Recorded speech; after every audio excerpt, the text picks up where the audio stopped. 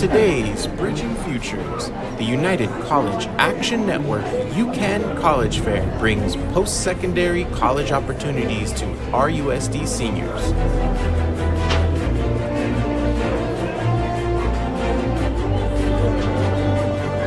We are here with over 30 colleges and universities that will be doing on-the-spot admissions and scholarships. Today, we hope to see up to 1,000 students from the surrounding districts, and in this partnership this year, we expect to get 200 to 300 Rialto Unified School District students accepted to college. We are confident we'll have over $2 million in scholarship offers. It feels good to be accepted to a college. That's my first application. I've always wanted to go to the HBCU. My family's from HBCUs. And it just feels good to, follow in their footsteps. I just got accepted to Johnson C. University. It's a good opportunity for me. I feel happy about it. HBCU, I want to experience that. Our students have worked hard in preparing their resumes and preparing their communication skills for interviews. What is unique about this college fair is that students get on-the-spot scholarships, they get full rides, they get admission, which basically helps them to be really jazzed up about the college admissions process. I'm from Rialto High School and I just got accepted to Tuskegee University, and I know my mom's going to be very proud. I got a scholarship to Florida University for $8,000. I feel really excited, and it's just a great opportunity because I didn't know a lot about these colleges before, and having the opportunity to talk to the director of the admissions office, it's more personal. This is the one time where kids will get an opportunity to see colleges and universities from all across the nation, specifically historically black colleges and universities, and maybe the only time they'd ever be able to access one of these schools. I got accepted into Riley College. I feel really good. I feel like I came a long way from my freshman year, so hopefully the future will be better. Seeing Kira get accepted to Riley College is such a historic moment for not only our school, but for her family and for herself. So I am so proud of her and cannot wait to support her in Marshall, Texas. A lot of energy, a lot of excitement, and a lot of spirit for going to colleges, particularly for historically black colleges and universities, and consistent with our strategic plan where we are providing resources both inside and outside the classroom to give kids the opportunities that they need in order to pursue a postgraduate career. I want to thank our Board of Education for continuing to support our efforts here in the Rialto Unified School District. Oh,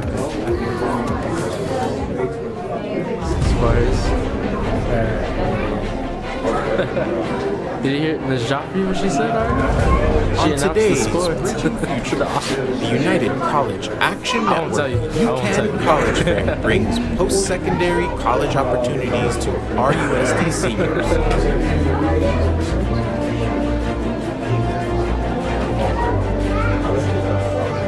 We are here with over 30 colleges and universities that will be doing on-the-spot admissions and scholarships. Today, we hope to see up to 1,000 students from the surrounding districts, and in this partnership this year, we expect to get 200 to 300 Rialto Unified School District students accepted to college. We are confident we'll have over $2 million in scholarship offers. It feels good to be accepted to a college. That's my first application. I've always wanted to go to the HBCU. My family's from HBCUs. And it just feels good to follow in their footsteps. I just got accepted to Johnson C. University. It's a good opportunity for me. I feel happy about it. HBCU, I want to experience that. Our students have worked hard in preparing their resumes and preparing their communication skills for interviews.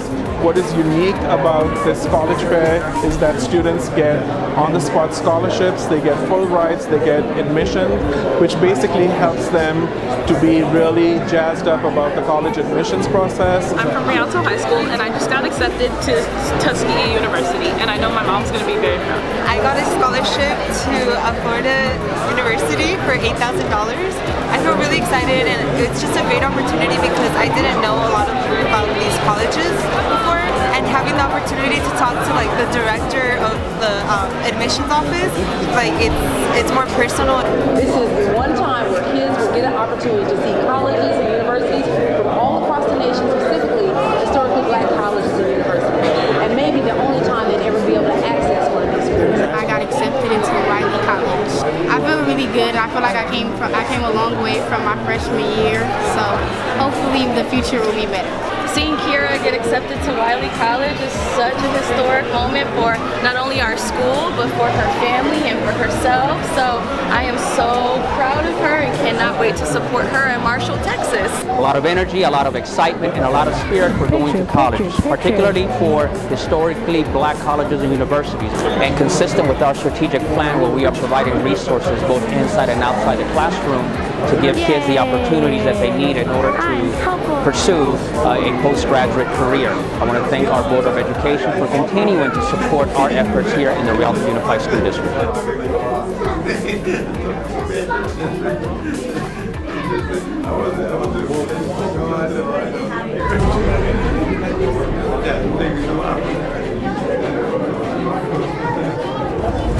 On today's Bridging Futures, the United College Action Network UCAN College Fair brings post-secondary college opportunities to RUSD seniors.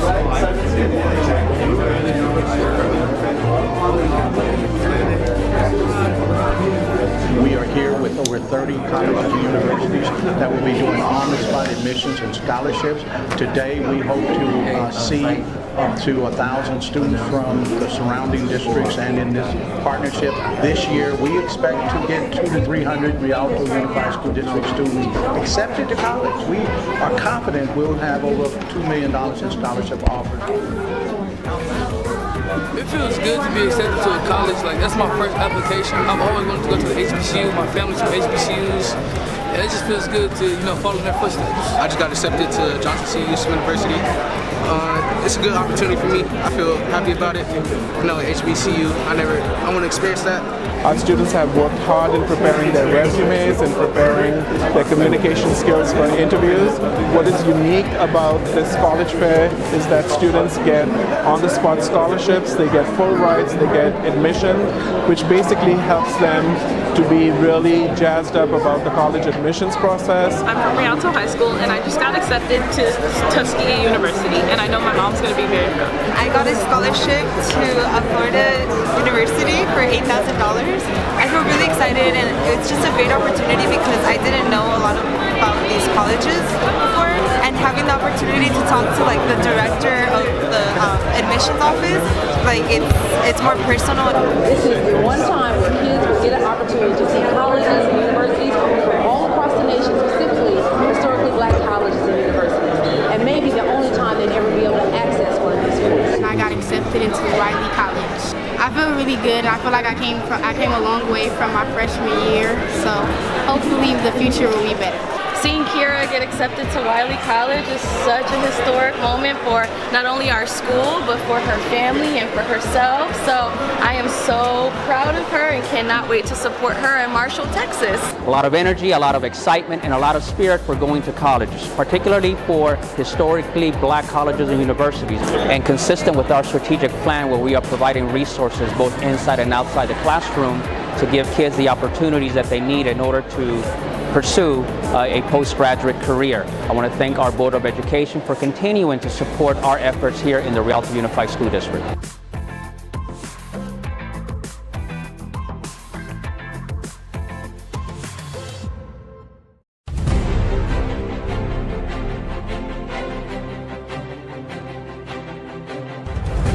On today's Bridging Futures, the United College Action Network UCAN College Fair brings post-secondary college opportunities to RUSD seniors.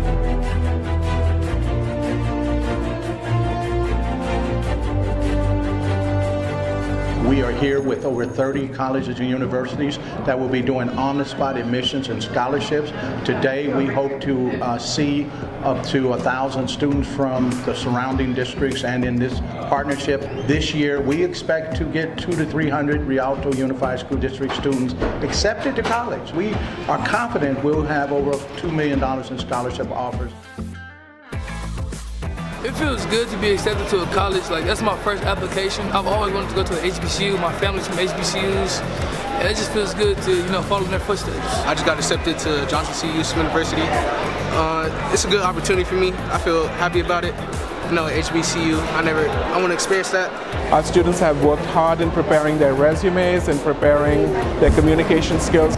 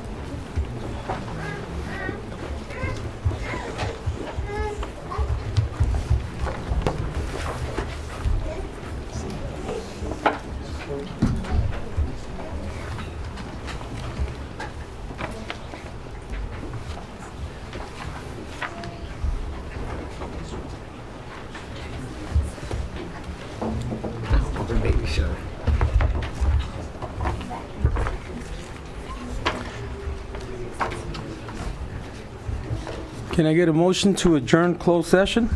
So moved. Second. All in favor? Aye. Aye. Time is 7:07. We are now reconvening open session. At the direction of the Board of Education, board meetings are recorded, broadcasted, and streamed live, and may capture images and sounds of those attending the meeting. Tonight we have a full school board meeting, but we are excited to introduce Adam Polito, a 5th grade student from Curtis Elementary School, who will lead us in the pledge.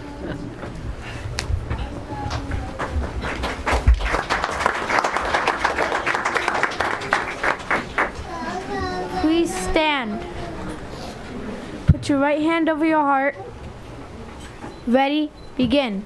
I pledge allegiance to the flag of the United States of America and to the republic for which it stands, one nation, under God, indivisible, with liberty and justice for all. You may now have a seat. Thank you. Thank you.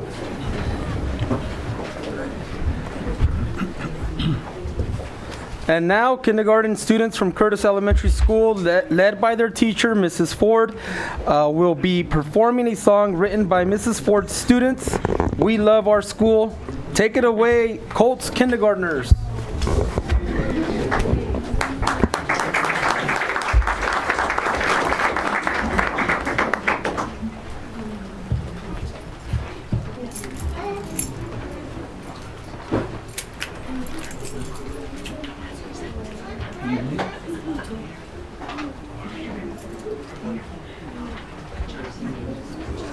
I got little shorts.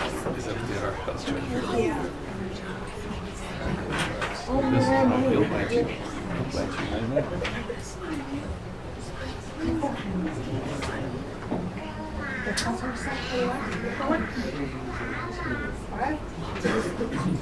Ready? We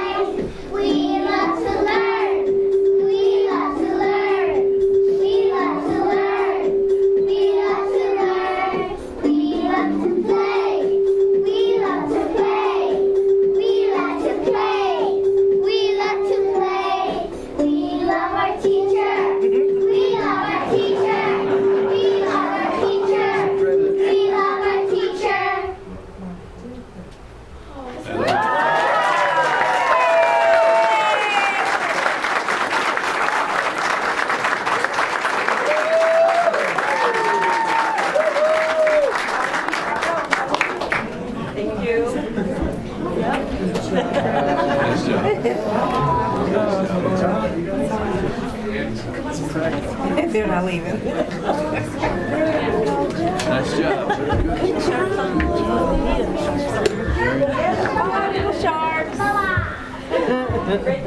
We also want to thank Curtis Principal, Mr. Ross, Assistant Principal Butler for attending and supporting parents and our talented students.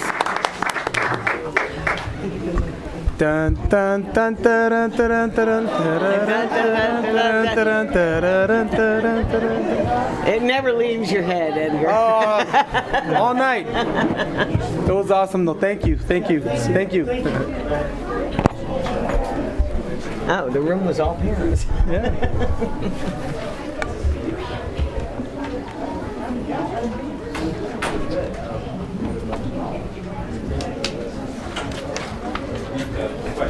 Did you see the K items? The room emptied out real quick. I know.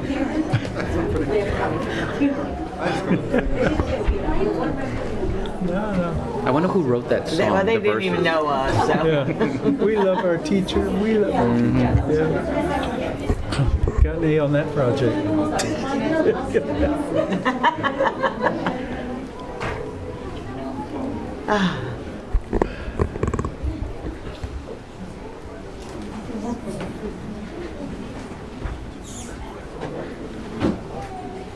Second show.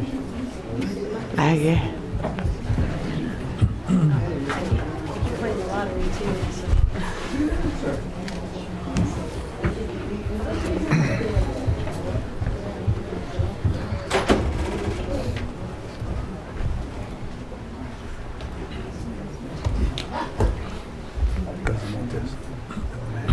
Come up with me on this.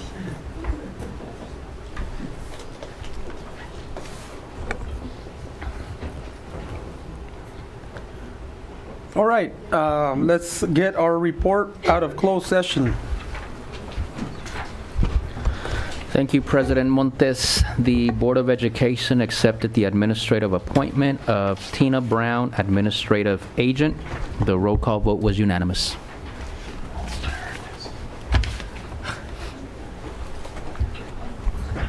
That's all we have. Congratulations, Mrs. Brown. Is she here? Oh. Congratulations, Tina.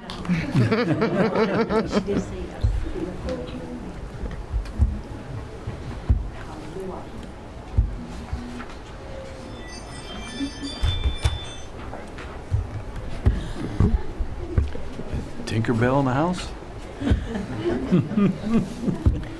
All right, and before we go to adoption of tonight's agenda, there's an item H10 of the agenda to change the item from a memorandum of understanding to an agreement, and that's item H10.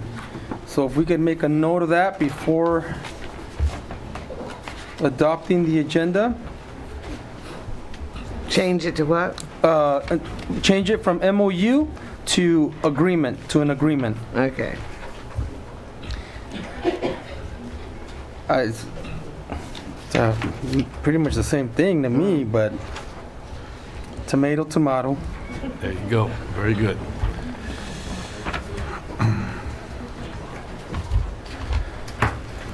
Do we have any other polls or changes for tonight's agenda? Can I get a motion to approve? So moved. Second. All in favor? Aye. Aye. Next we go to presentations, and we'll have our very own student board member lead us with the DSAC presentations. Thank you, President Montes. First, we have Justin Bailey representing Myler High School.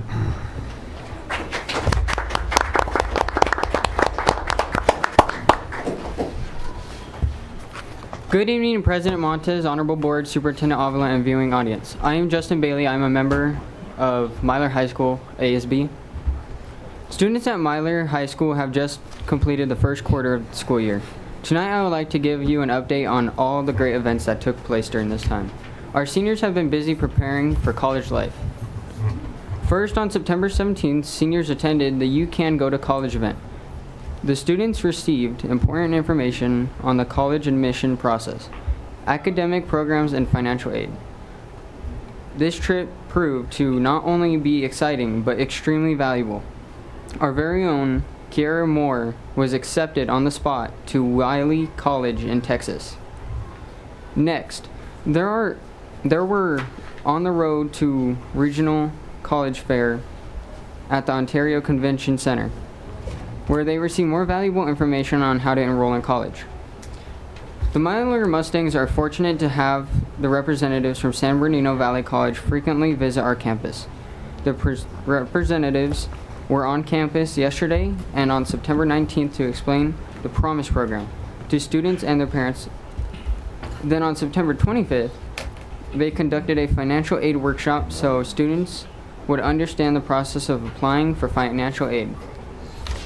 A special thank you to our librarian, Ms. Natoli, our librarian technician for developing the partnership with the representatives from San Bernardino Valley College, and another thank you to the Myler and Zupanik counselors, Mr. Damian Lasher and Ms. Maria Valenzuela, for supporting these workshops. Ms. Tamika Thomas, our district's therapeutic behavior support provider, has been on campus to introduce herself and the services she provides to the students. Last week, she coordinated a lunchtime activity and many students participated. She asked students to write a letter about what they would say to their 21-year-old self. This assignment really had a note with an inspirational word or phrase. These notes are displayed on campus. Her presence on campus is in building a relationship between trust and the students of Myler High School. I would like to say thank you, Ms. Thomas. In addition to the therapeutic services provided by Ms. Thomas, students were also able to utilize our Wellness Center for their emotional support. Our counselors are conducting support groups for students. We also have Mr. James Woods teaching yoga to the students in PE class. I would like to also say thank you to Mr. Woods. Another activity coming soon will be breathing exercises techniques to use as coping skills. The training will be provided first to the staff so they can train their students. A big thank you to Miss Melissa Rubio, our PBIS coordinator, for bringing the Wellness Center to the Myler Zupanik campus. To end first quarter with a bang, Myler had 85 students complete Apex blended learning courses, and 12 students graduated. We had 2 students win PBIS Student of the Month, Malishi Lane and Makai Williams. Makai was one of the 12 graduates. He will go on to enlist in the military and start his career. We wish him the best. As we start second quarter, we welcome our new math teacher, Mr. Royer. We are excited to have him join our Myler family. In closing, we hope to see you this Saturday at the Parent Summit. Don't forget the keyword is Myler. Mustangs always show their Myler pride on the court, on the field, in the quad, in the community, and most importantly, in our classrooms. And don't forget your Myler values, which are M for motivated, I for intelligent, L for loving, O for organized, and R for respect. And remember, Mustangs, take care of yourself, take care of each other, take care of your school. And we are a model continuation high school, so remember, Myler is number 1. And I also would like to thank you, President Montes, and Board of Education, and Dr. Avila for your time, and have a great day.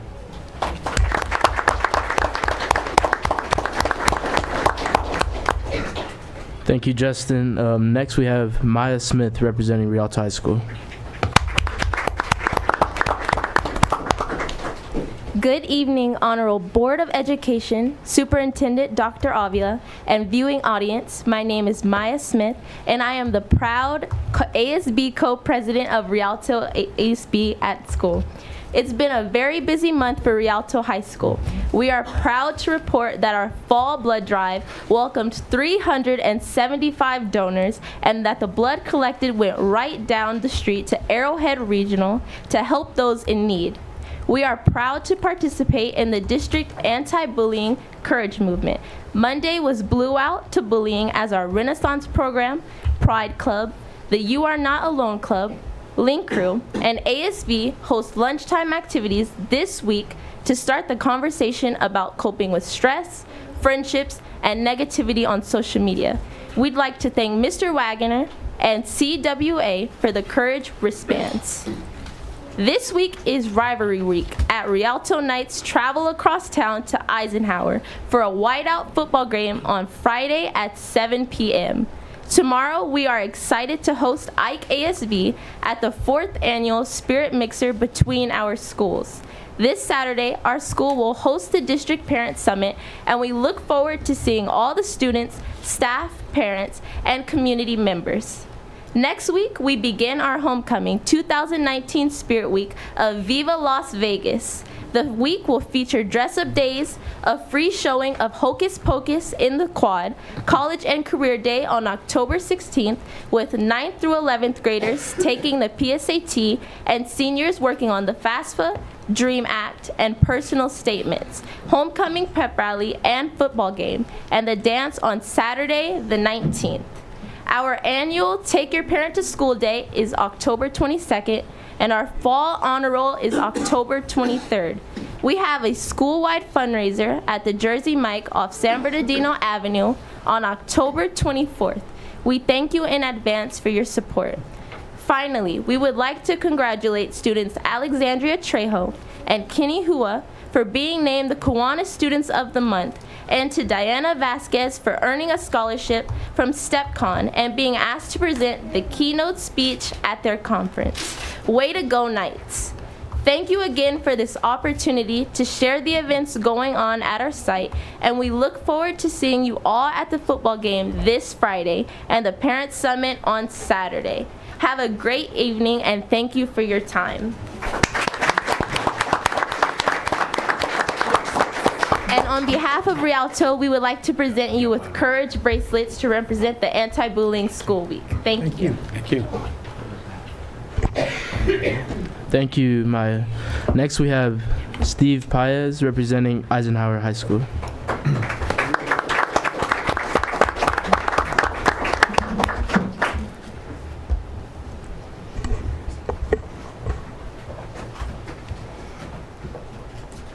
Good evening, Honorable Board of Education, Superintendent Dr. Avila, and viewing audience. I am Steve Paez, the proud ASB president of Eisenhower High School.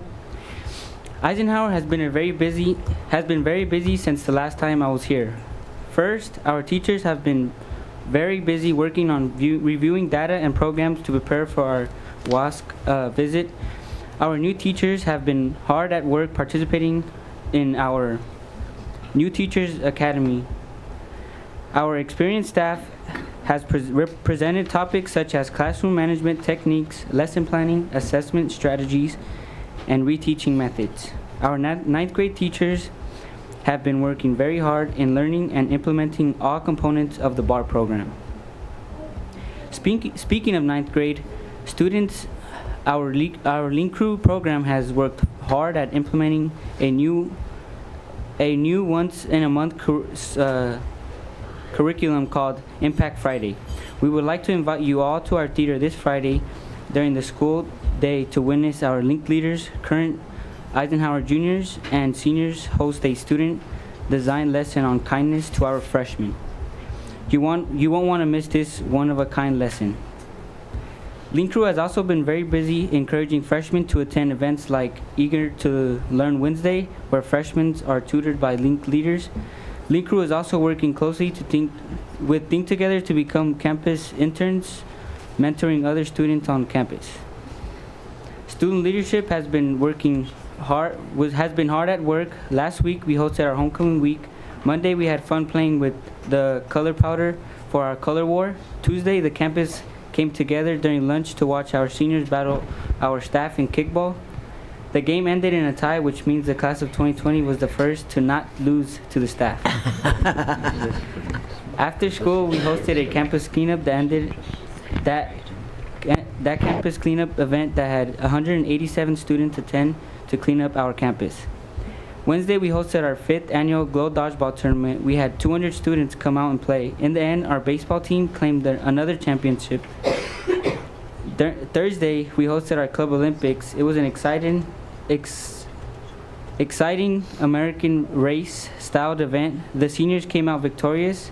We finished the week with our parade and homecoming game. Saturday was our homecoming dance. It was the largest dance we've had in the last 10 years, bringing 627 Eagles together for an amazing night. This week, we are proud to partner with Rialto for Rival Week. Earlier today, we hosted our 7-on-7 flag football tournament, and right now our teams are meeting at the bistro for dinner together. On Friday, we will host our 6th annual Dads Night. So far, we have 72 dads signed up to be honored by their students. We invite you to attend. The event is from 5 to 6 p.m. in our cafeteria this Friday. It is followed by a rival game against Rialto at 7.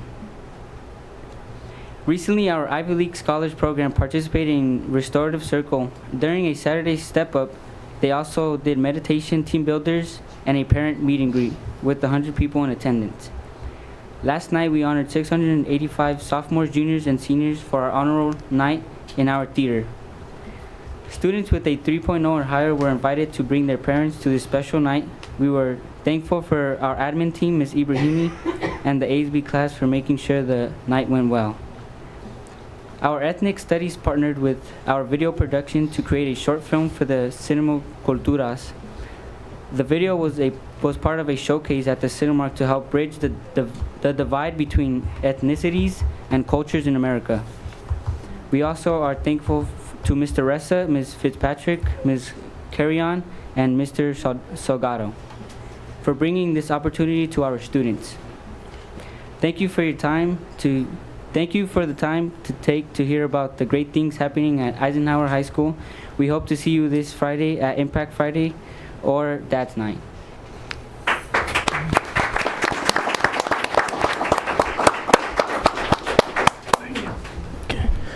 And last but not least, we have Cynthia Grano representing Carter High School.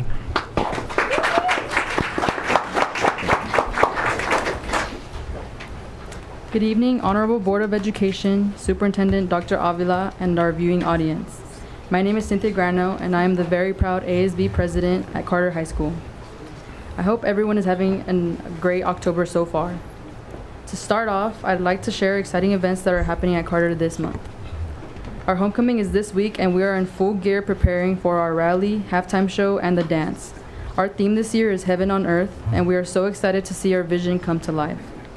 As it is also Anti-Bullying Awareness Week, we are planning a lunchtime activity where students will sign to stand up against bullying and receive a courage wristband. We will follow that with the Kindness Week towards the end of the month, where we will pass out our kind messages throughout the week. Next week, October 14th through the 18th, our Career Center counselors and the ASB will team up to put on a college week. During this week, we have a lineup of both public and private universities, the military, along with trade schools, to give presentations to students to make sure that they are aware of their opportunity after high school. One of the activities during this week is the College Walk. During lunch, we will have teachers speaking in their college experiences at the universities and colleges that they attended. This will be a great opportunity for students to ask questions about a specific university and for teachers to represent their alma maters. Next Wednesday, on October 16th, the students of all grade levels will be engaged in various activities. The freshmen and sophomores will be doing a number of college prep activities and will also be taking the PSAT. The juniors will be taking the SAT, and our seniors will be using this time to work on their FAFSAs and apply to at least one university or community college. I would also like to give a huge shout out to our amazing MESA program, as they were named the UCR Mesa High School Program of the Year. This is a monumental accomplishment, and we are so honored to have this wonderful program at our school and are so proud of our Lions. Thank you, Board of Education, Dr. Avila, and our viewing audience. And we hope to see you at our homecoming football game this Friday and Parent Summit on Saturday. Have a great night.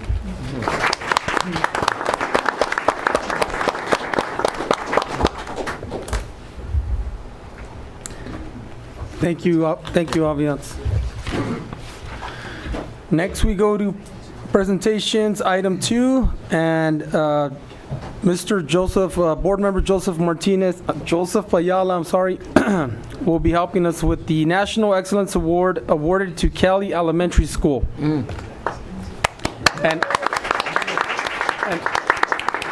Mr. Ayala has asked Yes, I have asked Myrna Reese, president of the PTA for our school district, to assist me, and I'm proud to have her up here with me. I'm going to start, though, with a little brief history, perhaps an analogy.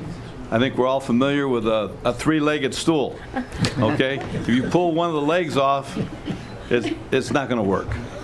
So let's refer that three-legged stool, which has often been used to describe what holds us up in a school district, and it's the students, staff, and the parents. Tonight, we're going to recognize a segment of the parents at Kelly Elementary School for participating in the Parent Teachers Association. But before we go any farther, there was a time when many of our parents, those of us a little older, our parents were alienated when they went to the schools. They didn't feel part of the educational process. They didn't feel comfortable. And that was like the missing link. Now, things are a lot different, okay? But we still need balance, okay? This doesn't mean a runaway freight train. We have to have sensitivity to one another. We have to understand each other's role and appreciate one another. So, thanks to people like Myrna Reese up here, she's going to bring some balance. And I'm going to first start by giving her award, Certificate of Recognition. It's presented to the Rialto Council PTA, and this will be accepted by President Myrna Ruiz, who more than deserves this certificate.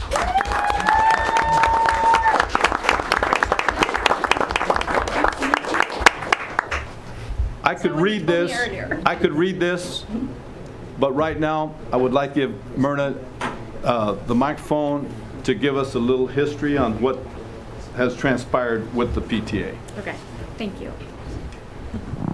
Good evening, everybody, Board President Montes and Dr. Avila.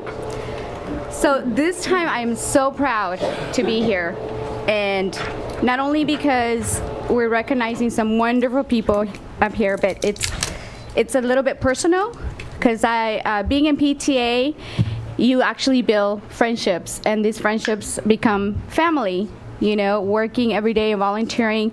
So I feel kind of privileged to be up here and honored to recognize these wonderful ladies up here. But let me give you a little bit about why they're being recognized. Okay, you threw me off by that first thing, so I was ready. Okay, so Kelly Elementary is being recognized by National PTA, and they're being recognized for National PTA School of Excellence Award. This is not a very simple award that, you know, everybody gets. It's a whole process, and it's a year-long process. I can give you a little bit by saying, first you have to enroll. Is it working? Okay. You have to do a survey to parents and see what the parents suggest, you know, what needs to improve, what needs to be done.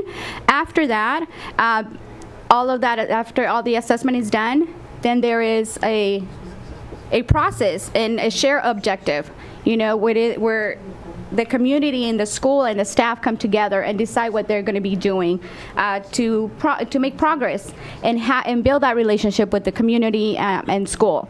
After that, then you do an end of the year survey. Then you submit all this paperwork to National PTA, and then they go ahead and choose the schools. So Kelly Elementary was one of the schools out of 279 schools nationwide. And it was only 18 schools in California that actually got this award, and Kelly Elementary being one of them. Where's Kelly Elementary School at? They're in the house. Let's bring them up. Yes. So I can tell you, come up. It's a program that supports and celebrates partnerships between PTA and schools to definitely enrich the programs and the partnership of students. Ms. Reese, give me 1 second. If they're going to stand in front, the audience won't be able to see the PowerPoint. Okay. Come on up here with us. Back here. Come back here. Yes. Behind me. So this is all about, again, building that relationship, that bond that ensures the student success, which is all we parents care about. Everybody cares about that, and this is one of the things that Kelly has definitely accomplished. And they have done such, how do you do this, Saida? I just want to show you this one. Oh, there it is. Okay.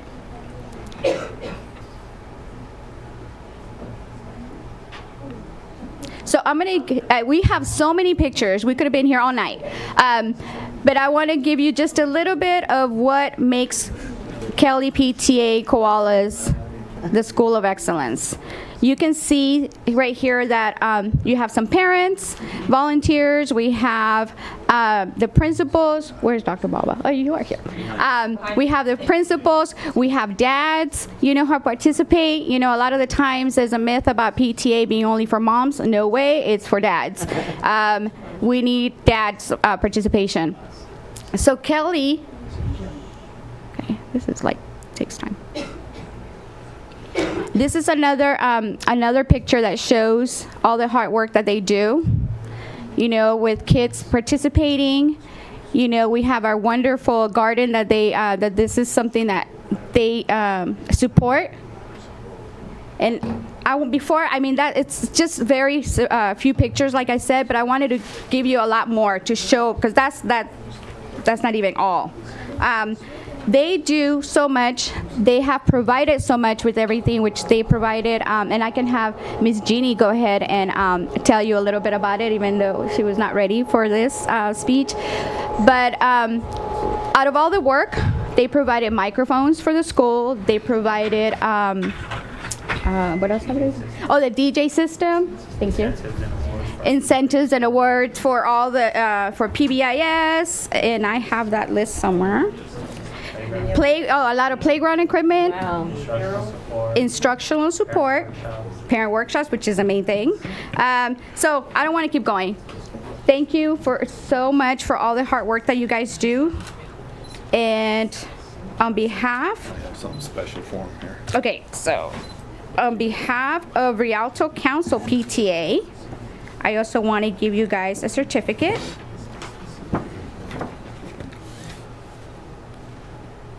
There you go, Miss Jeannie.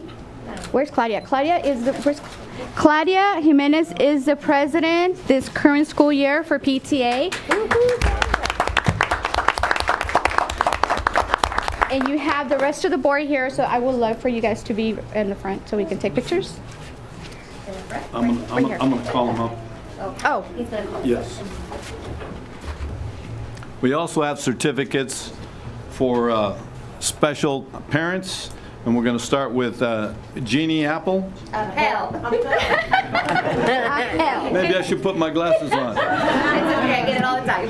There you go, Jeannie. Congratulations.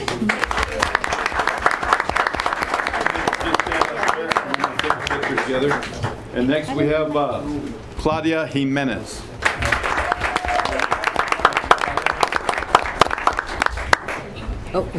Next we have Lisette Michael Lopez.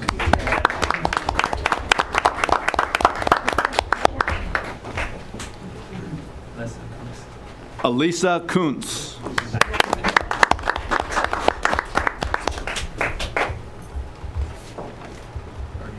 Birdie Valencia. Here. Probably out playing golf. Name like Birdie. Claudia Jimenez. You get 2. One's for last year's board and one's for this year's board. I think. I don't know. Yeah. Oh, it is? Okay. Maureen Trainer. They volunteer all day today. Lisette Michelle Lopez.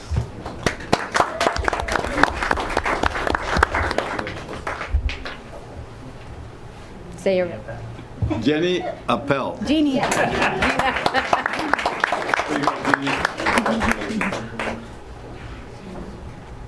Alyssa Kuntz. Okay. And Birdie Valencia again. Not here.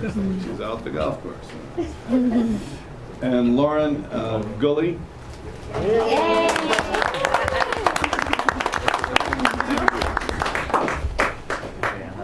Brianna Bosworth. Okay, she's not here. Before you go on, can I say something? Absolutely. I just wanted to add that PTA thrives because of parents like them, but also with great support from the principal, from administration. We couldn't do it without their support. So this shows how wonderful, and I don't attend Kelly, but I thank you so much on behalf of Rialto Council for all the support you give PTA, and Dr. Balma as well for last year helping so much, and I know you still support PTA, so thank you. Yeah, you get your picture too, and then there's But I yours. was not done. Oh, she's not I'm just done yet. kidding. She wants to say something. No, go ahead. You're done. Okay.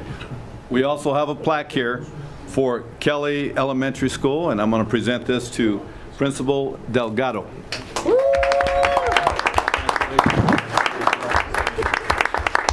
Yeah, I just want to say a shout out to all the parents who helped us out. You guys go a long way. You put in tons of hours. I can't believe you do it for free. Thank you for just always coming in with a smile, giving your heart to the kids, to the community. You're a game changer for our kids. Thank you so much.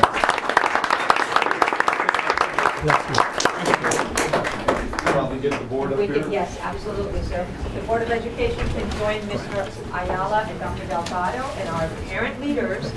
That would be awesome. And I know that we have some kids here as well. If the students want to come in the picture, that's fine. Yeah. This is You know going to be too long, so we're going to need the parents. Can we come bring up. all the babies in? All the kids? Mr. Appel for letting us your wife 24/7.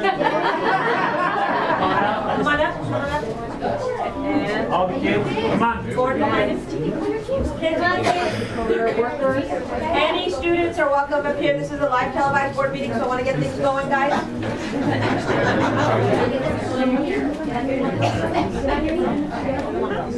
All right, if everybody can please look at Miss Ortiz.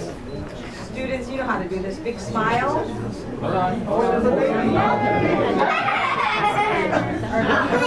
Ready, everyone? 1, 2, 3. No, look, give me 1 second. Come over here, sweetheart. Here.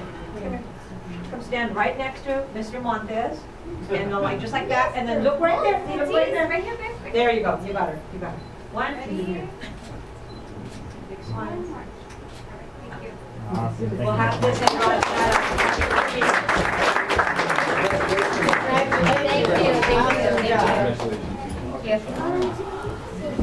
Thank you. I had my whole speech, but yes, that's okay. It was Thank you so much.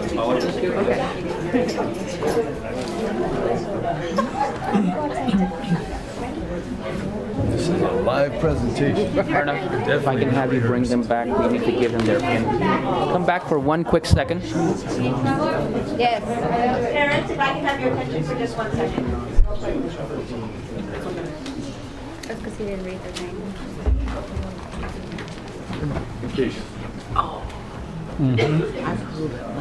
So just as customary with all of our traditions, we want to give each member of the Kelly Elementary School PTA one of our traditional pins from our district.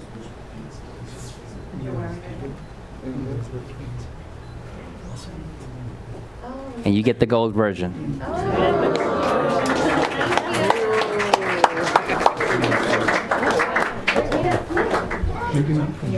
No, he couldn't do it. Okay, so I want to say something real quick. Mr. Ghost and Armida are not technically on my board, but... Okay, nobody can hear you because of the televised meeting, so you Sorry. have to use to the microphone. I'm sorry. Armida Muro and Ms. DeVos, Cindy DeVos, they are not part of my board, but they work with me 24/7. So they don't want to sign up for the title, but they are actually with me. Anytime I ask for help or I need help, they are just on it. So I just want to give them a big old shout out, because for them not to be on my executive board at Cali, they're still there as #1 parent, volunteers, community members, and they're awesome.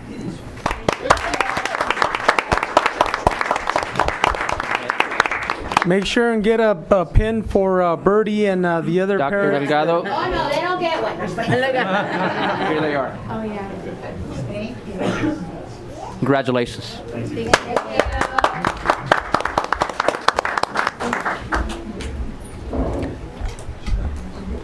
Thank you again, Cali Elementary parents, administrators, students, for everything you do. And big thank you to board member Mr. Joseph Ayala. And his three-legged stool.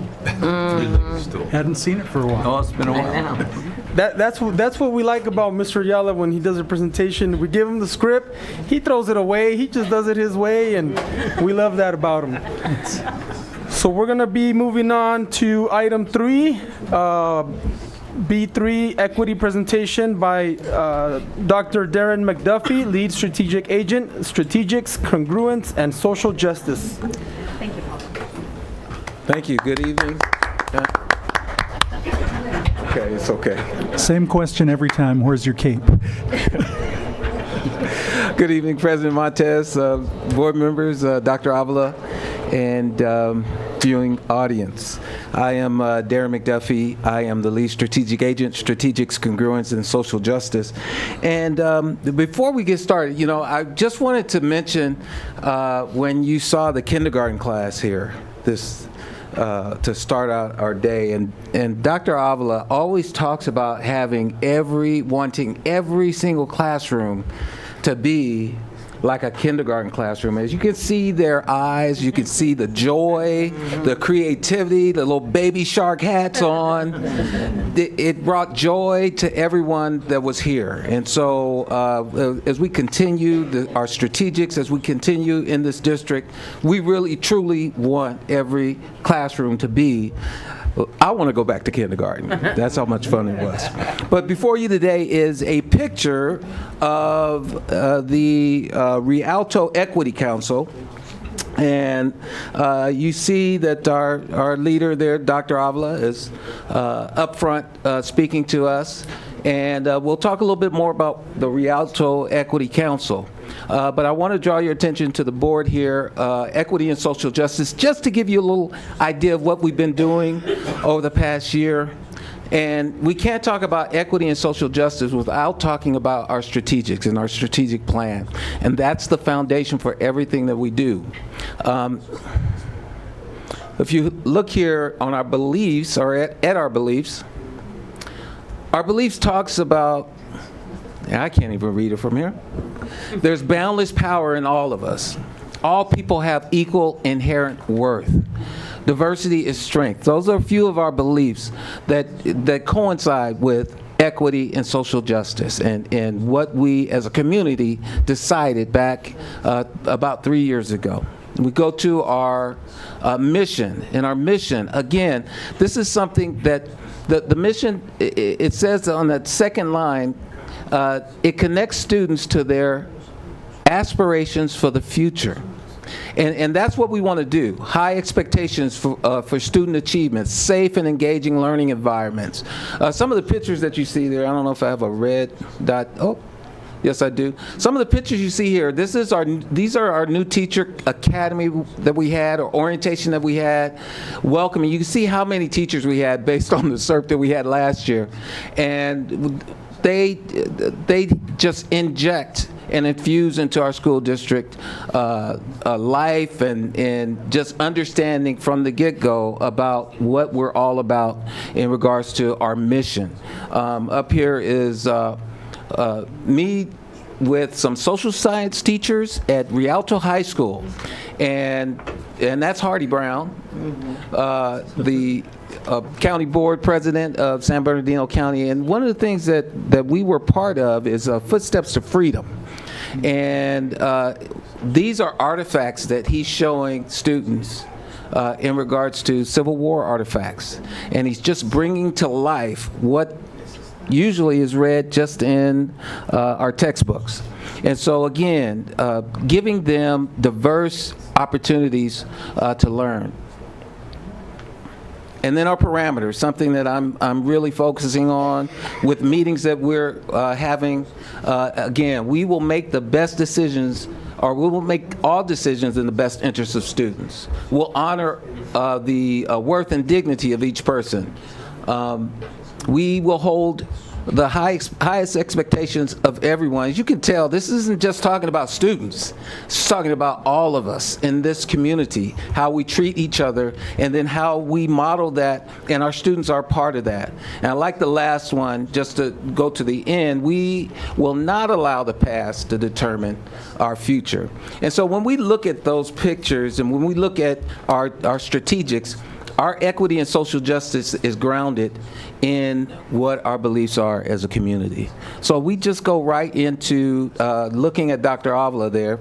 And if you can see in his hand, he's a magician. And this year, he has the big five focus areas that he really wants to focus on this year. It's our special needs students, our African American students, our English learners, math and English language arts. So those are the areas. And as you can see, those student groups are historically in our education system underserved. And so this is a big focus for us in regards to what we're doing this year. And so what I'll remind you of kind of what we started last year, and then how we want to finish or what we're continuing this year. In December of 2018, I presented the Equity and Social Justice Framework, had 3 elements: equity action teams, shared governance, and bridges. And these are lenses of how we look at our students and trying to close that gap through individualized learning, through professional development, through community engagement, and I said professional development. Professional development, community engagement, social emotional learning. Sorry about that. So those are the 3 elements. So I really wanted to show you the equity framework in action here at Rialto Unified over the past year. And let's go to our shared governance. Last year we started our Rialto Equity Council, and our Equity Council really was an idea of bringing our stakeholders together to build capacity in equity. And really, what does that mean for Rialto Unified School District? As you can see, we have at the bottom our students who participated from DSAC. We have parents, and we have teachers and administrators. So it really was and we also had Dina Walker, one of our board members, is a part of our Equity Council. Thank you, Ms. Walker. Yes, give her a hand too. And then it's the second element we talked about, equity action teams. Well, we started last year with our African American Equity Action Team. And this presentation is a little off, but that was our first equity action team, where we looked at data and determined what actions we were going to take in order to make a difference based on the data for African American students. On the left, or I'm sorry, on the right, you see middle school mentorship programs. We had young women's empowerment that provided support to our middle schools, along with Sigma Chi fraternity. It's Is a that little off center. It's Yeah. It's on the flag right It's on the flag. If you can read that for me, President Montez. I think we got that Sigma Chi fraternity. And I'm just going to go through the bridges really quickly, the lenses that I talked about. This is the social emotional lens. And last year and continuing this year, we had the SMART program, successfully motivating African Americans through resiliency training. And some of the partnerships that they had. They had academic advising through Youth Action Project, or YAP, and Young Visionaries Weekly Focus Group. And I just want to say that these are some things that were part of the action team and some that we continue to do and we've been doing. So this is just a mixture. But that's our first bridge, the social emotional bridge. And then we have our individualized learning, our academic outcomes. And you know that we've just started our ethnic studies. Our ethnic studies classes are ethnic and social justice studies. And President Montez, you were there, I think it was last night. The days just kind of go through. It was Monday. We had the Latino Film Festival. And the students that were part of that film festival came out of the ethnic and social studies, or social justice studies classes. Again, building those bridges through academic outcomes. And at the bottom there, it's the African American Academy for Innovative Learning. And this is a program that is started at the beginning, before school starts, 8 o'clock. There are 2 teachers that are part of this class, I'll talk a little bit more about it, that work with their African American students before school begins. And I'll talk a little bit more about that. I have that twice. And then we have professional learning bridges. And again, we've done 2 college fairs, one at Ontario Convention Center. We had the UCAN Fair. We also work with Blue Foundation on educating our parents and our students about FAFSA, if I could say it, it'd be great, FAFSA, and getting their FAFSAs in and really making that connection and that bridge to college. And also what we did with our equity team is we had principal data meetings focused specifically on African American students last year, which really brings us into this year where we have our focus areas. We've been working with our principals and really talking about those areas and how they can really focus on the data and working with each individual site. So we have our professional learning, and then our community bridges, just really quickly, ACOMA parent empowerment classes offered, and creating APACs at schools. We had some new APACs, and APAC stands for African American Parent Advisory Council. Worked with DAPAC as well. I think Bemis Elementary School had a new APAC last year, along with Cole has created one as well. And so we're really excited about that and continuing to create our African American Parent Advisory Councils at schools. I know I'm going quickly, but I want to make sure that I get through this and not be ready for questions if you need to. This is, again, the Big Five as we continue into 2019, 2020. And so in doing that and having the 5 focus areas be African Americans, special needs students, and our English learners, we're going to create an action team for our English learners, and it'll be our English Learner Equity Action Team, and we're going to create also our Special Services Equity Action Team. We are also, we've had our training for our administration in regards to equity, and so we want to bring strategies of equity to the classroom. So we've created a equity speaker series, and it's titled there, Bringing Equity to the Classroom, where we want to bring these speakers. Dr. Lemoyne spoke on, I think, the 28th of September. I was there to open that up and to speak to the teachers that were there. It was just amazing. She speaks on culturally and linguistically responsive teaching. And I think she got a standing ovation, if I remember Teresa Brown telling me. I wasn't there for the whole time. But Dr. Lemoyne is absolutely amazing, nationally known speaker. Dr. Greenfield, we're trying to get him here as well. And Dr. Howard, professor at UCLA Graduate School. And again, we want to bring the equity strategies into the classroom with our teachers. So we're excited about doing that this year. You'll be hearing more about that. And then finally, I talked a little bit about it, but we're working with Preston and exploring with the staff professional development plans on culturally and linguistically responsive instruction for 2020 pilot of, we call it academic English instruction or standard English instruction. It is really for those of us who do not call English our first language, right? So we have our African Americans, Native Americans, Chicano American. This professional development really looks at and acknowledges cultural differences and within our language and linguistic differences. And so we're excited about bringing that here to Rialto Unified School District. And as I said before, the African American Academy for Innovative Learning, I just have to give a shout out to Principal Camarena, Alberto Camarena, who said, you know, we'll do this. We'll start this torch of really focusing on our African American students.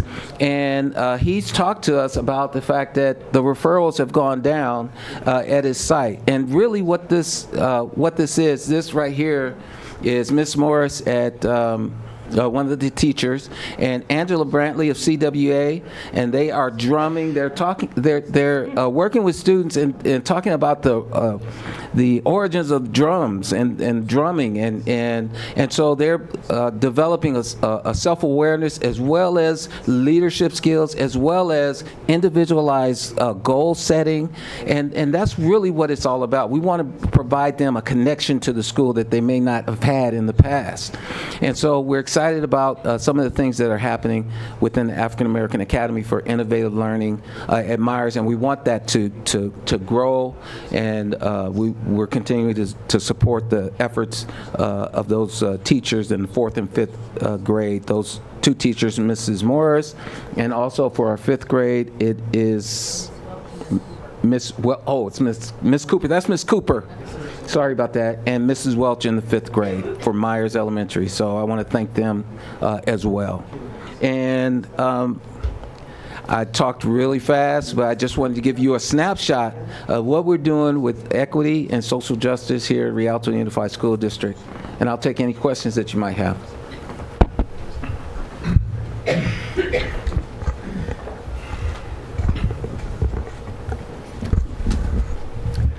Comment, President Montes? You know, oftentimes when we're working with the children, when we start differentiating grade school from middle school to high school, it's a lot easier working, I wouldn't say a lot easier, it's different working with the younger kids. You work with different modalities, they have different attitudes. But by the time they get to high school, and I'm going to be talking just a few things about this later, but since you brought it up, it's interesting how some of these kids, you know, they fall through the cracks, they don't get the attention, and they develop maybe attitudes that aren't conducive to learning, if that's one way to describe it. Mm-hmm. They become a challenge to our staffs, our teachers. And so, you know, the social injustice and all these programs, I still worry about some of these challenging personalities, how we can reach them.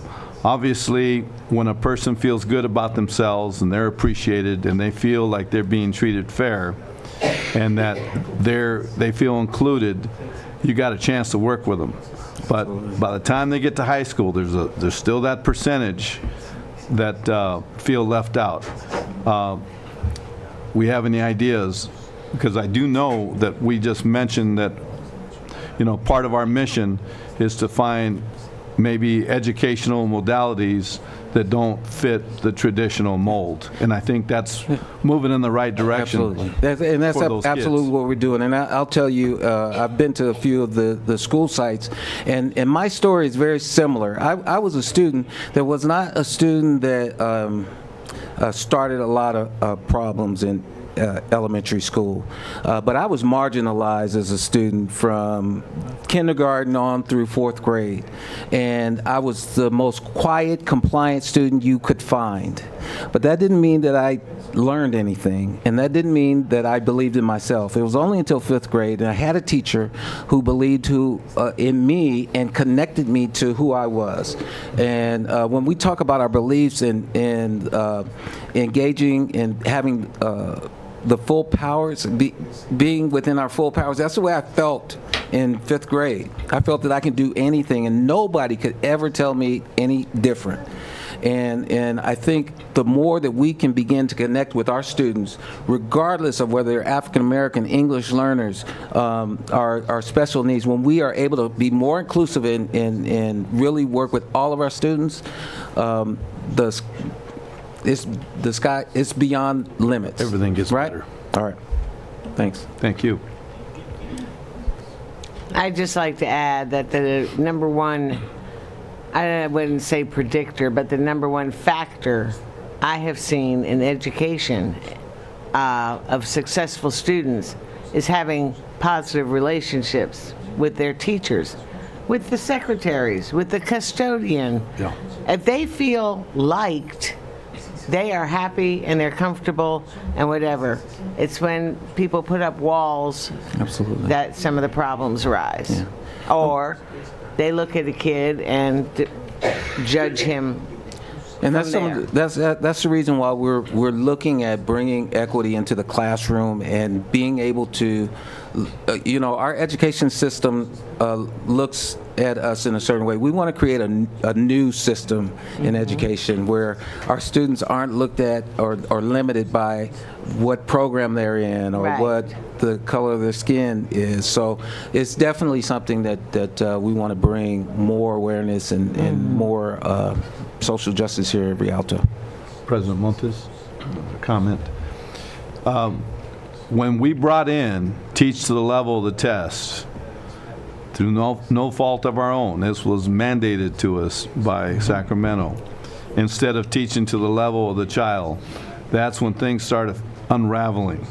Newspapers started putting test scores and all this in the newspaper, and this district was better than that district, comparing apples and oranges, and all of a sudden the teachers turned it into a competitiveness where we want to compete, and then they started putting unnecessary pressures on these kids. Then they started retaliating. That was, I hope we don't go there in that direction again. We still, like we said, we find ways to reach these kids, perhaps that are non-traditional. I think we're going to see gains, because a kid that leaves our school district that has his heart connected to his brain, those are the type of kids we want out there competing, not kids that are angry at the world and feel like they were never appreciated and nobody cared for them, because that is definitely not what Rialto is about. Absolutely.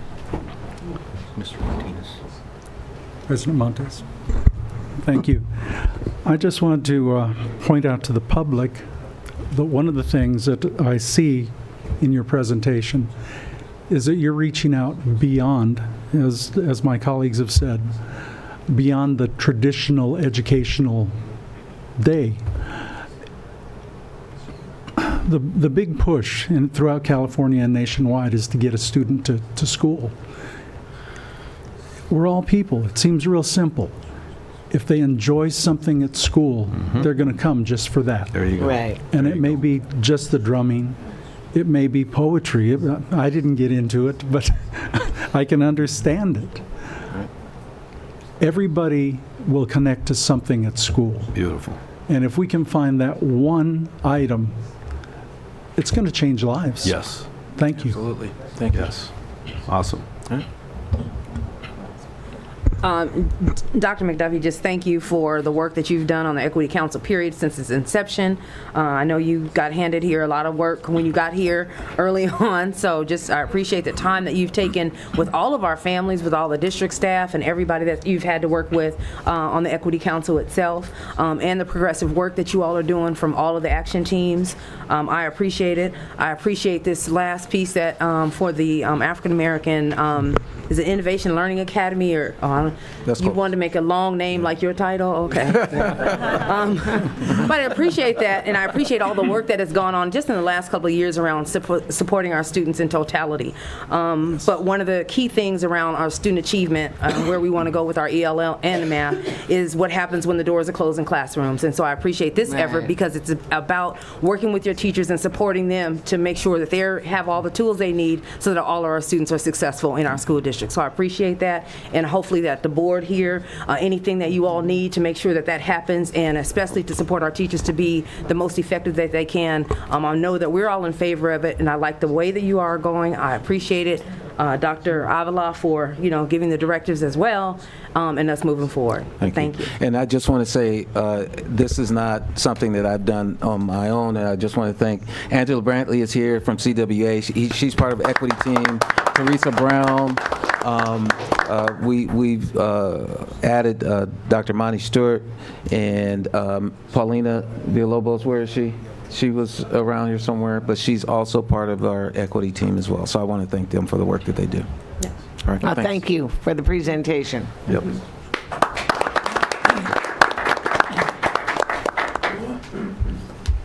Next, we go to item C, comments. Item 1, public comments from the floor. At this time, any person wishing to speak on any item not on the agenda will be granted 3 minutes.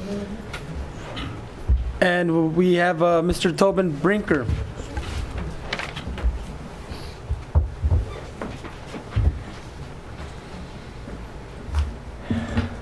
Thank you. Superintendent Avila and board members, I'm here tonight to share with you about the collaborative work that we've been doing with the Inland Empire Children's Book Project, Rialto Unified School District, and the Rialto Education Association. The book project is a 100% volunteer organization that provides books to kids by inviting school teachers to come shop. The books are free, and they are a gift from the teacher to the child. Over the past 3 years, we've worked with the district and the teachers union to give away over 9,000 books to children in Rialto. Each school year, we create a calendar, and each school is invited once in the fall and once again in the spring. Schools shop on Mondays and Thursdays during the week that they are invited.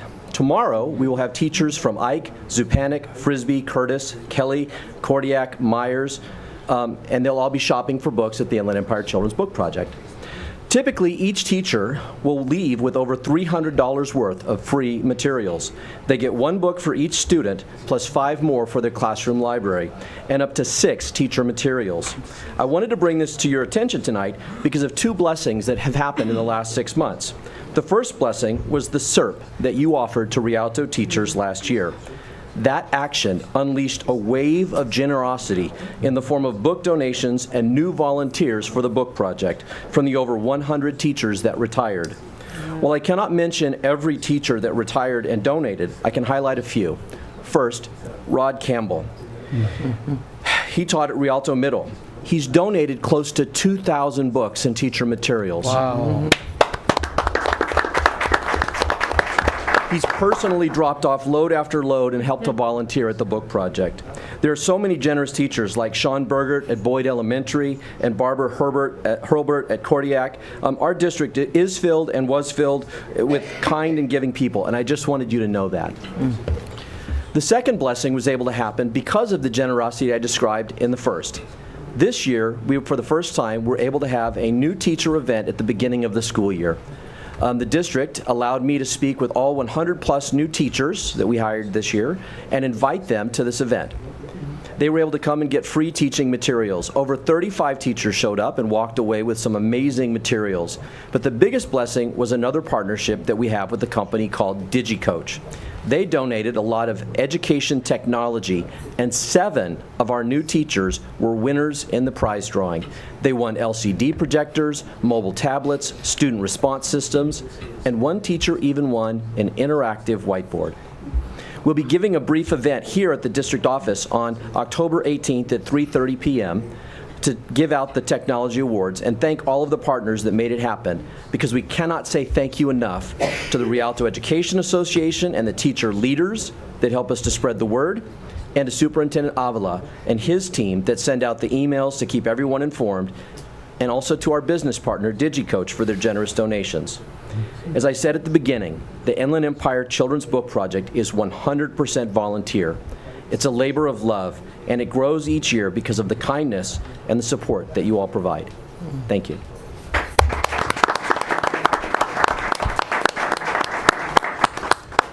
Thank you, Mr. Brinker. Next, we go to Myrna Reese.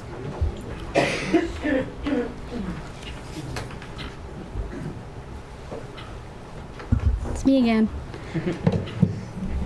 Okay, so again, my name is Myrna Reese, and I'm here once again to thank, I'm representing Rialto Council PTA, and I'm here again to thank Fiscal Services, Mr. Mohammed Islam, Diane Romo, and Valeria, Mr. Kelly Bruce, for being very patient with us in the whole process and paperwork and all that stuff that we need to do. So thank you again.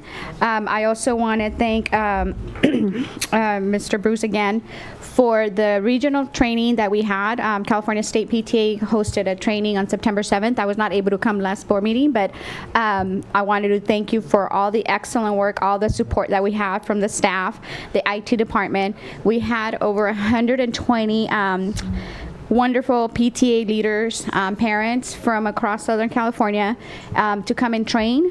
And it was a Saturday. And we had, like I said, we had the staff the day before and all the planning and all of that.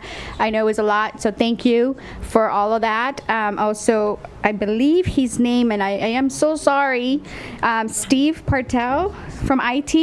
Is that his name? Yes. He was here on a Saturday to help if there, in any case, there was anything with IT happening and all that. So I thank him so much for volunteering to come in on a Saturday.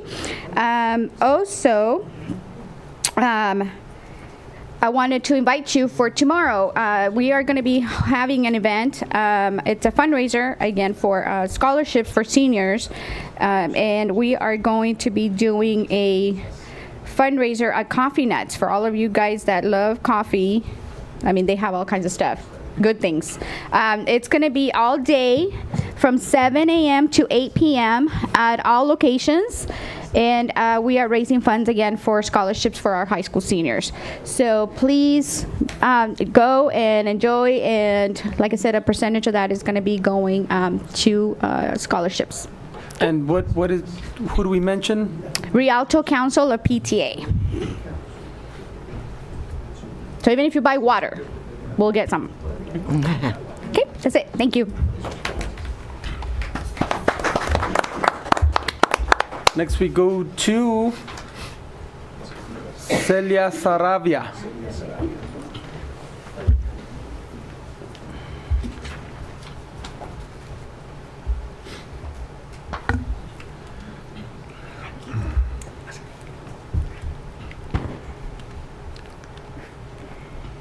No encuentro el banquito. Buenas noches. Can't find a stool. Good evening. Buenas noches, miembros de la mesa directiva. Good evening, members of the board. Presidente Mr. Montes. President Mr. Montes. Vicepresidenta Ms. Vice O'Kelly. President Ms. O'Kelly. Doctor Ávila, nuestro Dr. superintendente. Our superintendent.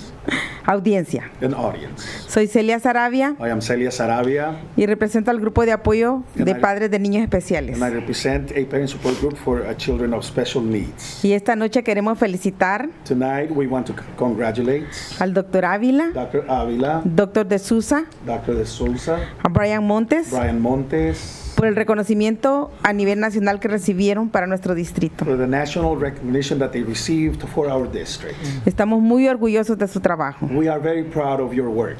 También estamos orgullosos de FASA y todo su equipo de trabajo We're also very proud of FASA and her staff. por el reconocimiento nacional que recibieron For the también. national recognition they also received. Y... Ay, pasa. Dios mío.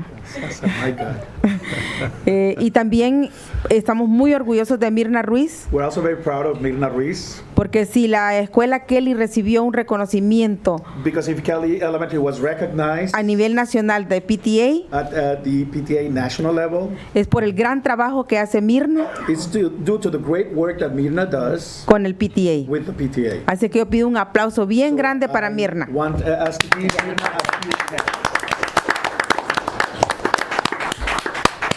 Es un gran trabajo que está haciendo Mirna. It's a great job that Mirna's doing. Y felicidades a Dr. McDuffie también por el trabajo que está haciendo con la equidad. Esperamos que trabajemos para todos, sin importar las etnias. Porque Congratulations to Dr. McDuffie for the work he's doing with equity. I hope we work with everyone, for everyone, without regards to ethnicity. Porque nuestros estudiantes nos necesitan a todos por igual. Because our students need us all just the same. Gracias por el trabajo que están haciendo. También quiero mencionar algo que se me quedó muy grabado, que mencionó Mr. Ayala en la junta pasada. I also want to allude to something that I kept remembering, something that Mr. Ayala said at the last meeting. Que seamos muy positivos. That we should be very Y eso sí me encanta, que seamos positivos, que construyamos. And I really love that we should be Porque a veces, muchas veces, para construir nos cuesta tanto. Because sometimes to build is so difficult. Pero para destruir podemos destruir con una simple palabra. But to destroy, we can do that with just a simple word. Así que construyamos. So let's build. Porque hacemos más cuando construimos. Because we achieve more when we build.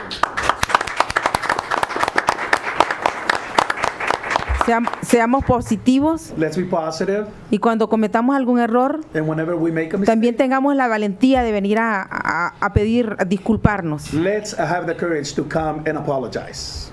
Gracias. Thank you.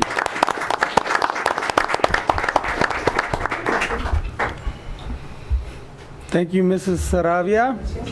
Next, we go to public comments on agenda items. I don't think we have any. They were all non-agenda items. That takes us to item 3, comments from Association Executive Board members, and we'll begin with Rialto Education Association. Thank you, President Montez. Good evening, Board, President Montez, Dr. Avila, and viewing audience. My name is Lisa Lindberg, President of the Rialto Education Association. I was unable to make it at the last board meeting, but I believe our Vice President, Maisha Calloway, told you about our new Educator Weekend. We are now up. It closed, the registration closed on Friday. We are up to 63 participants. And before Personnel Services panics, it's on a weekend, so we will not need subs for that Friday. We're good. Also, I'd like to congratulate Kelly Elementary School for their wonderful award this evening. That was great. On a more serious note, I would like to thank America Nieto in Personnel Services. She has been a great help to our association and 2 of our members who have been in horrible, horrible accidents the past 2 weeks. They are both in intensive care in separate accidents at Arrowhead Regional. And America has been amazing in helping our organization reach out to the families and get them the resources they need, whether it be the sick bank, paperwork, disability insurance, access to that, things like that. And I'd also like to thank Rhonda Kramer and Rhea MacGyver as well for all of their assistance in this time. And please keep your thoughts and prayers on our 2 members in the hospital. Thank you.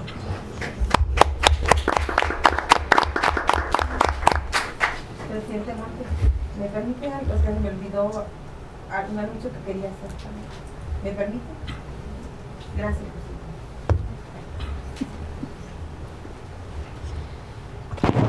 Muchas gracias, presidente Montes y Junta Directiva y doctora Ávila.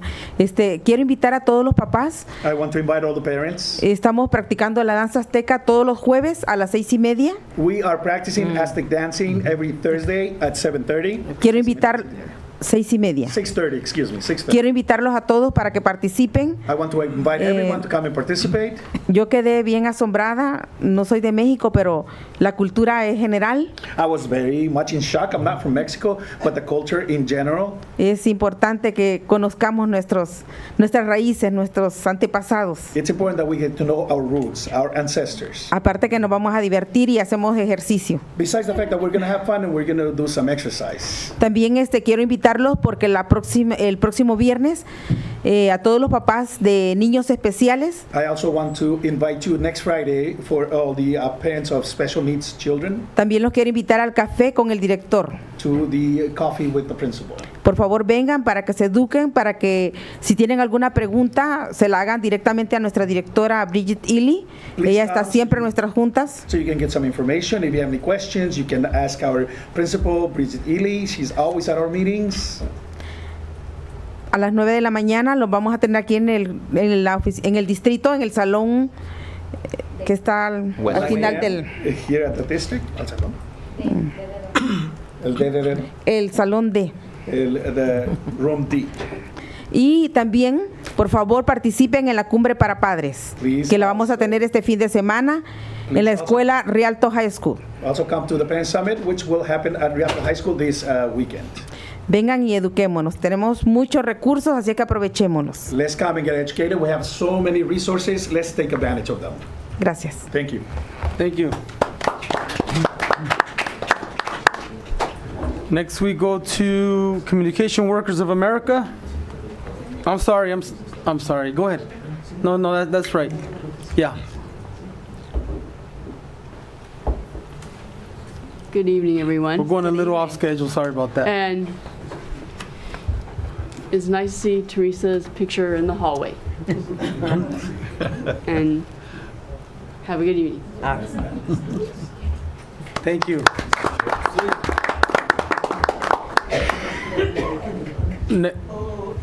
Next we go to California School Employees Association. I don't mind, best for last, that's okay. Good evening, Rialto Unified family. I'm excited to be here tonight because I have some great things to talk about. As I'm sure you were told in closed session, we completed our negotiations with the district. I wanted to share that it took 17 separate days of meeting. And I wanted to talk a little bit about the process tonight. In years past, it hasn't always been a pleasant one. Negotiating is tough on both sides. This year, I can say that the district and my chapter group, my team, reported out to me many times about the professional and respectful process that was happening in the room. I certainly appreciate that as a chapter president.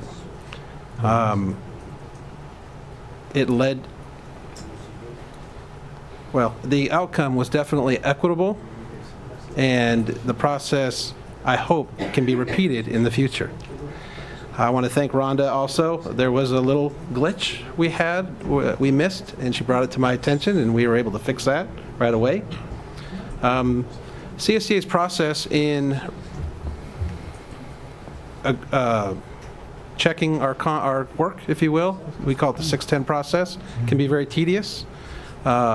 We completed last Thursday. I submitted that to CSCA that day, and they returned it to me yesterday, so we are good to go for ratification. I appreciate CSCA's fast turnaround on that. This means that I will be having our vote next Thursday, and hopefully you will see it on your board agenda at the next meeting. I wanted to say to Dr. McDuffie, I really liked your presentation tonight. I just wanted to share a little personal piece. You said a teacher that struck out to you. As a student myself of this district, was lucky enough to have a few of those teachers here at Rialto. One particular that I'll never forget was Dora Ferris. I believe Nancy knew her. Yeah. She was a math teacher at Kolb, and she helped me at a pivotal time in my adolescence. So I just wanted to end with that. She is missed. Yes.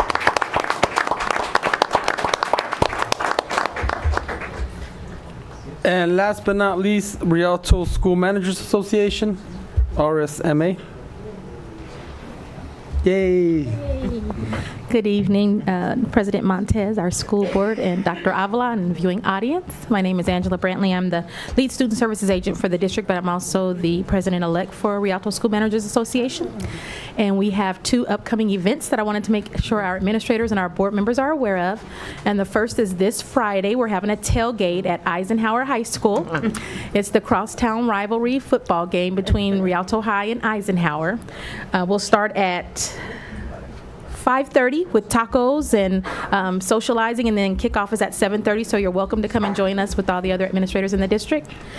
And then on Monday, October 14th, we have a AXA membership social up in Victorville, and it's for our region. It starts at 4:30, and it'll focus on equity as well. We'll have Marguerite Williams, Dr. Marguerite Williams, who is the equity director for AXA. She'll be our keynote, and then we'll have a panel of local superintendents who will discuss how they're leading the work of equity in their district. And I'm honored to say that Dr. Avila has accepted an invitation, and he'll be on that panel Monday night. So we want to encourage our superintendents, our administrators to come up and support our superintendent as he shares the great work that we're doing here in Rialto with equity. So thank you very much.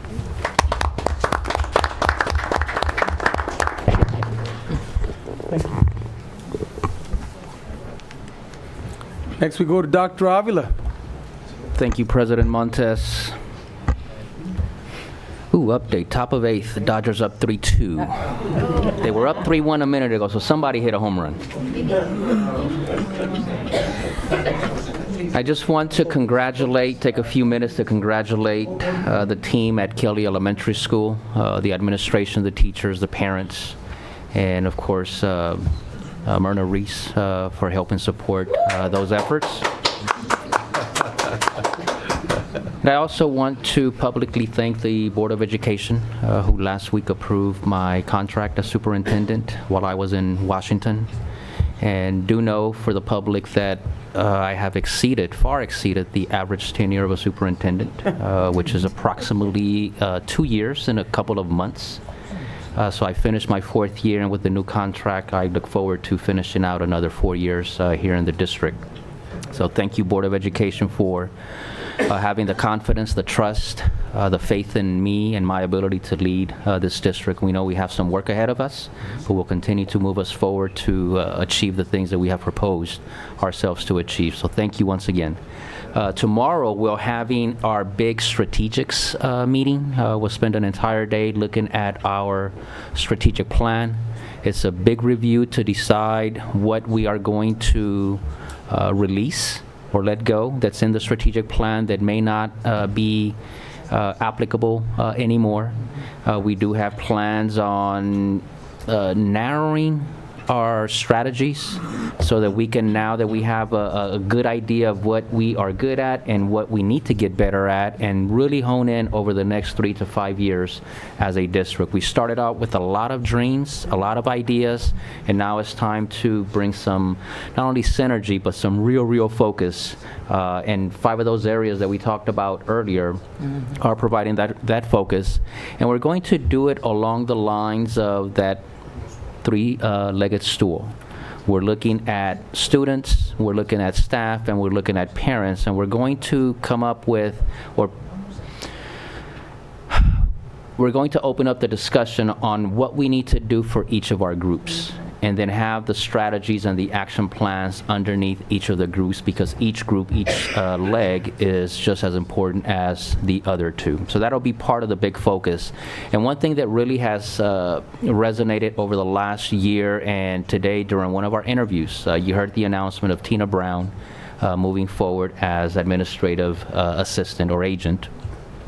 And one thing that she revealed during the interview was that she was really challenged last year when at one of the secretaries' meeting, I challenged the secretaries to have agency and to not just do their job based on their job description, but to have the will to be creative and do things a little different. And she took that as a challenge, and 2 or 3 weeks after that meeting, she decided to do something that hadn't been done. And not because she was being asked or something that was in her job description, but she believed that the secretarial unit clerical unit needed more support than whatever the district was providing at that time. And so she took it upon herself to come up with a training program, training curriculum that she believes has made a huge difference for the team. I also had two of our new teachers. You saw a picture of the new teachers that are with us for this year, for the first year. And two of them have reached out to me to thank me again for the same challenge them to have agency in their classrooms.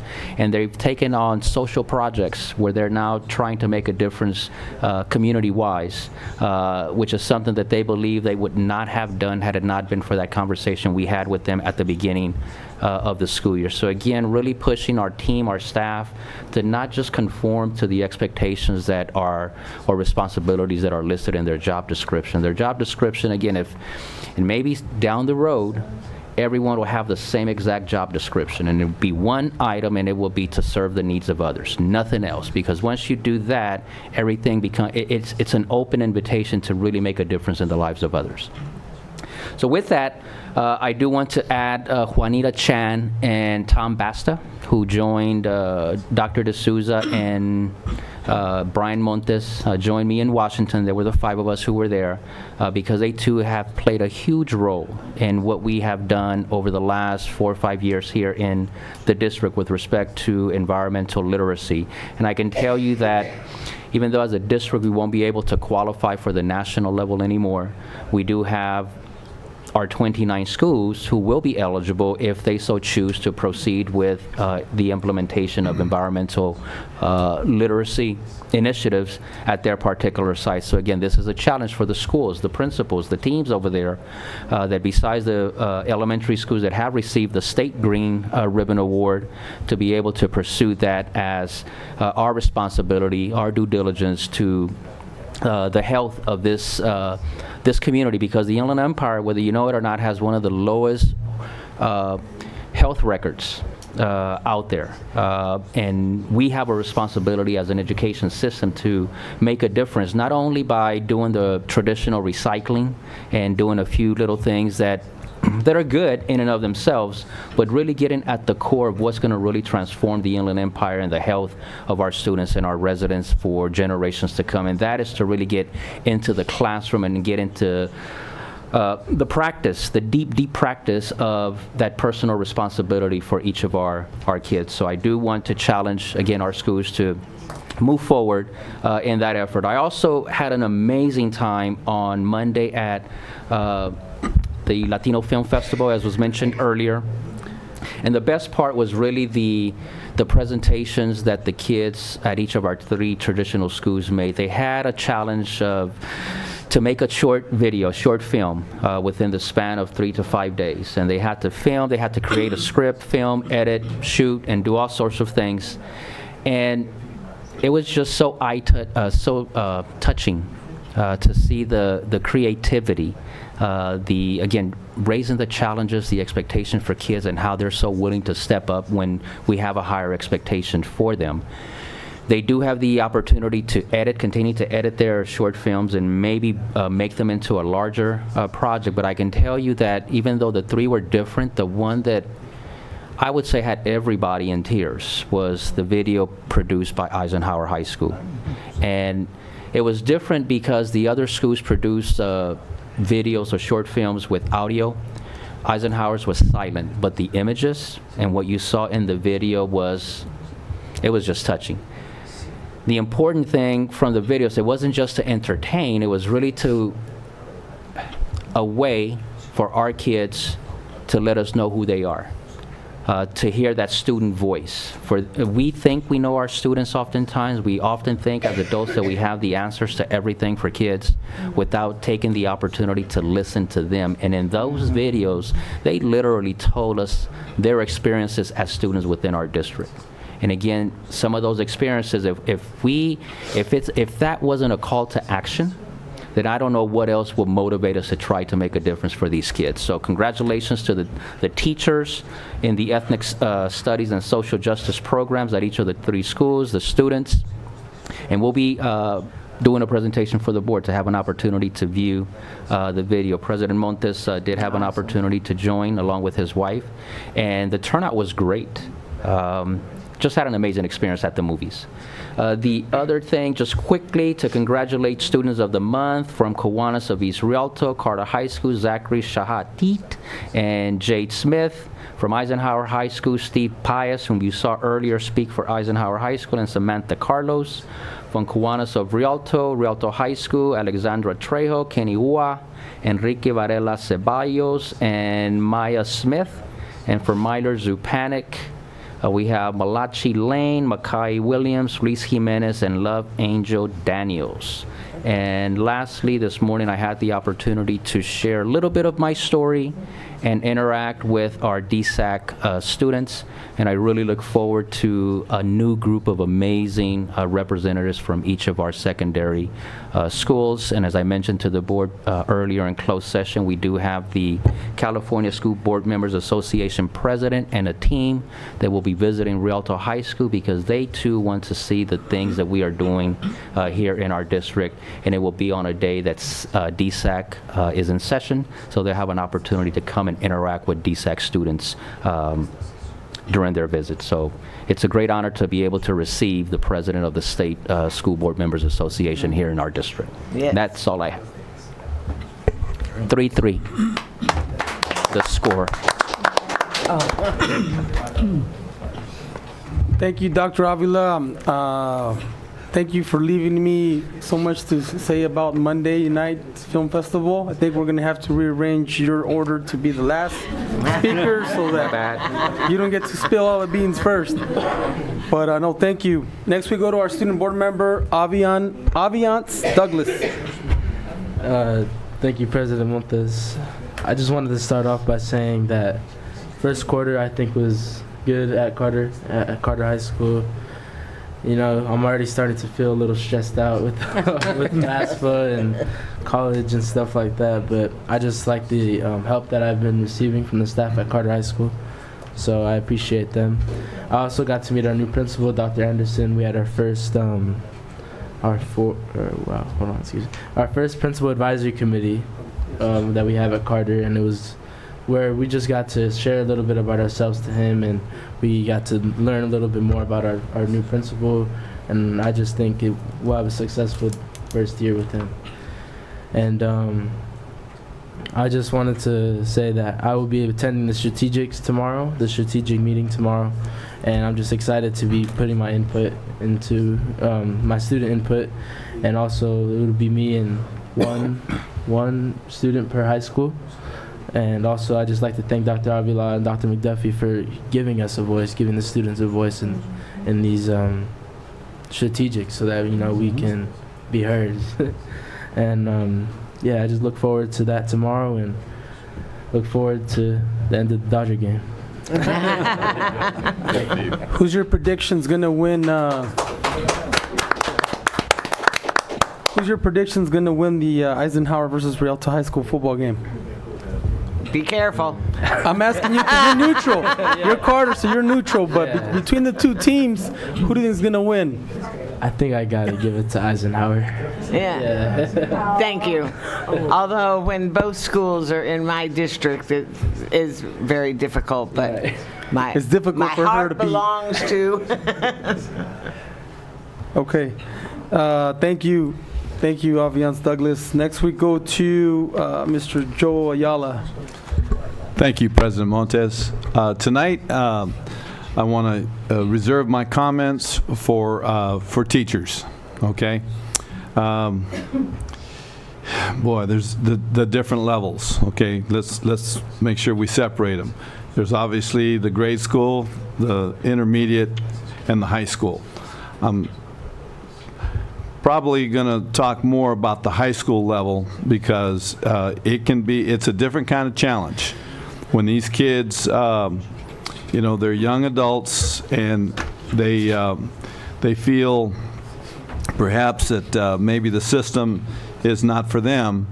That's when it starts becoming a real challenge. And so with that in mind, you know, I'm kind of sharing my comments, reserving them for the high school teachers. Okay.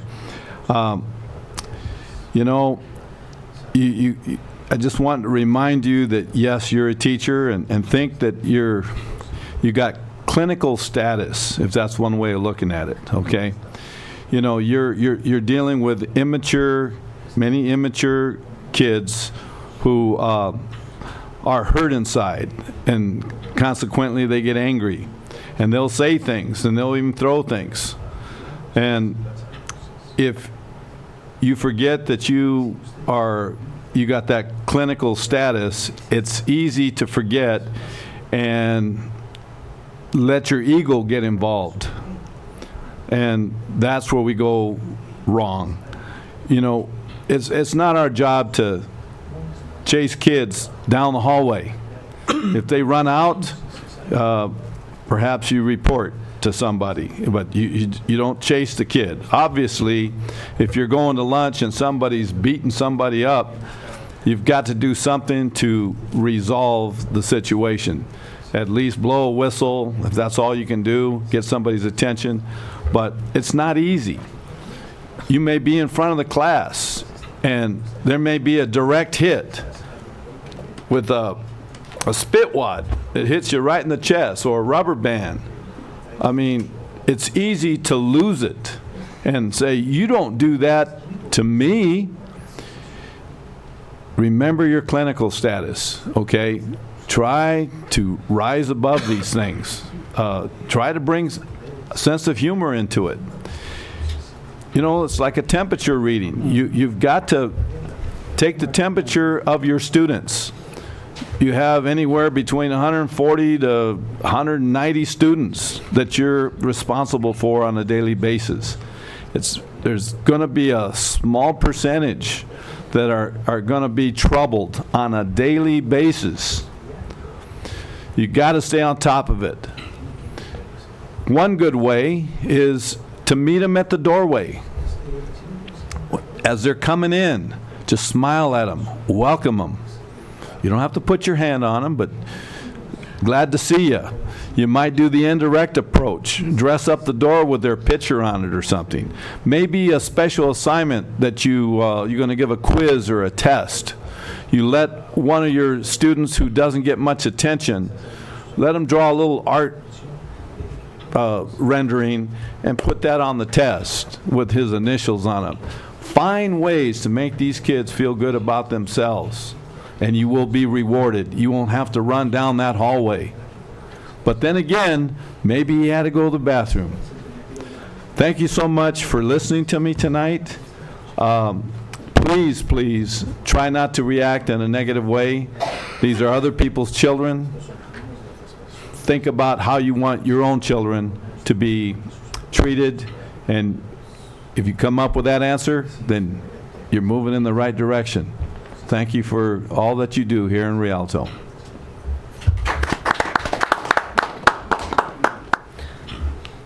Thank you. Next we go to Mr. Joseph Martinez. Thank you, President Montez. This was supposed to be given at the last board meeting, which I missed, and I apologize for that. September jobs, 1 month net change. Where are the jobs? Education and Health Service, 40,000. Professional and Business Services, 34,000. These are nationwide numbers. Government, 22,000.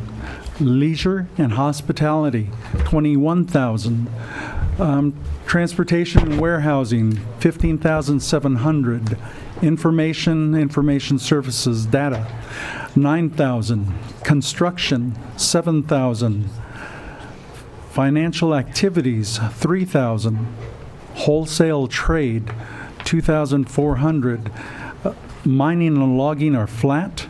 Utilities, we're losing jobs. Negative 1,800. Manufacturing, we're still losing jobs. Negative 2,000. And the retail trade, in case you haven't noticed, the brick and mortar are closing. Everything's moving to Amazon or online. The retail trade, negative 11,400. The source are the Bureau of Labor Statistics. I am very glad to say that we are able to help our students in education, professional and business, government, leisure hospitality. We're currently training our students for this. The big one here locally is transportation and warehousing. I'm glad that the jobs are here, but like so many in the Inland Empire, I'm going, okay, jobs, warehousing, traffic, there I breathe, balance. So I'm concerned for our air as well as our water long time issue here in the Inland Empire. Nonetheless, these are nationwide, and I didn't make a note whether these were 40,000 a portion of. I just printed what I had quickly. So they've got a bright future. But on the flip side, for this old guy, I don't want to grow gills and have to breathe this smoggy air forever. So we do have to do something about it. All right, Mr. President, thank you. Thank you, Mr. Martinez. Next we go to Mrs. Nancy O'Kelly. Well, I just want to congratulate the Students of the Month from all the schools in the district, and congratulate Kelly Elementary PTA. I attended the PTA banquet last year, and I must say that Kelly Elementary PTA is very active and a lot of fun. I also want to remind everyone to join us for the 10th Annual Parents Summit on Saturday. What time is it starting? 8 o'clock. You don't think that's too early? And from 8 o'clock until 1 o'clock. So it should be a fun and engaging event. Please come to Rialto High School and see what we're doing. And I want to wish all 3 high schools good luck in their football games this weekend. However, let's not forget that Eagles soar. And that's all. Thank you and have a good night.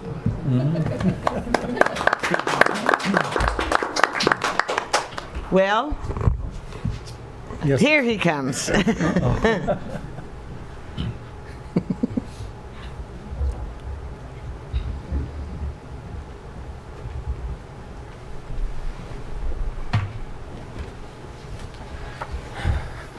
All right. My turn? Yes. All right, so I don't have a whole lot to say. I just want to wish Eisenhower and Rialto High School both good luck. And Carter, they're playing this weekend. Too. Carter too, good luck. But the Eisenhower High School, Rialto High School rivalry has become somewhat, has probably always been somewhat of a big deal. And I'm going to do everything that I can to try to make it out to Dad's Night. My boys graduated there last year, so they won't be there, but maybe I can go support some of the other dads and check out the game.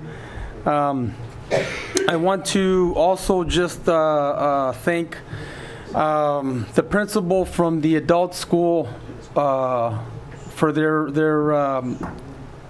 WASC accreditation. I forget. I'm so sorry. I'm bad with names. Kim Watson. She was here earlier, and I just wanted to thank her for all her hard work over there. Thank her for putting up with Frank Garza over there. Just kidding. Just kidding. I know he's helping her out over there. So thank you, Frank. Thank you, Ms. Watson, and all of the wonderful staff at the adult school. And congratulations again for your accreditation. And just on that note also, Dr. D'Souza worked really closely with her as her immediate supervisor with that accreditation process. So. Big thank you to Dr. D'Souza again, one of Nancy O'Kelly's superstars here in the district. I taught him everything he knows.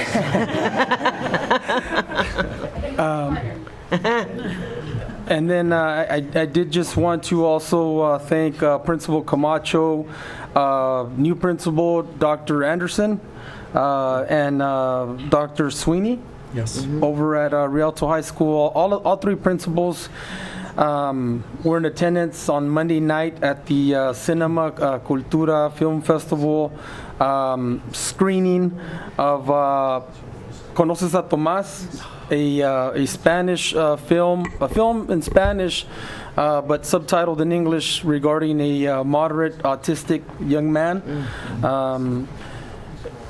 And also afterwards, they had the screening of the three films produced by all three high schools. The principals that were there to support the parents and the students that produced the short films. So I thought it was really nice of them to be there. I'd like to see moving forward in that partnership. I'd like to see Myler get involved down the road. It was a packed house. The parents, the students, we filled up this one of the theater rooms. We filled up, and Dr. Is it Connie Martinez? Martinez. She's the executive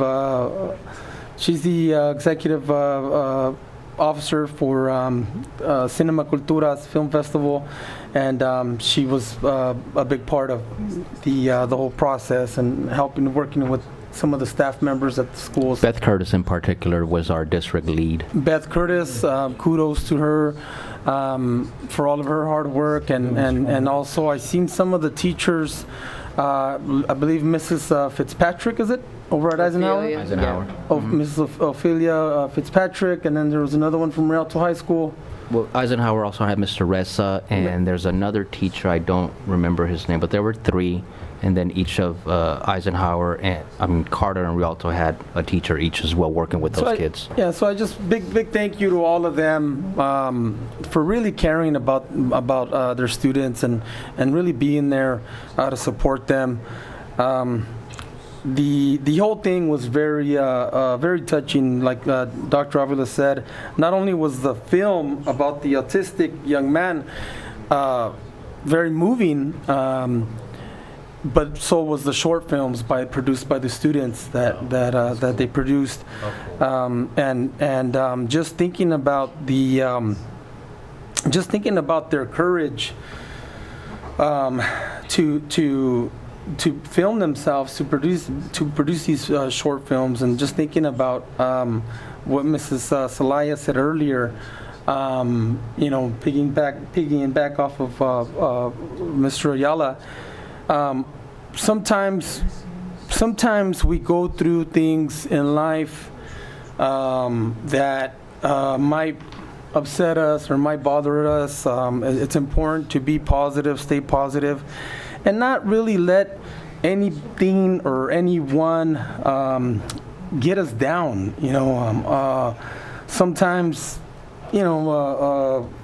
Sometimes people joke around and they really don't mean to hurt somebody's feelings.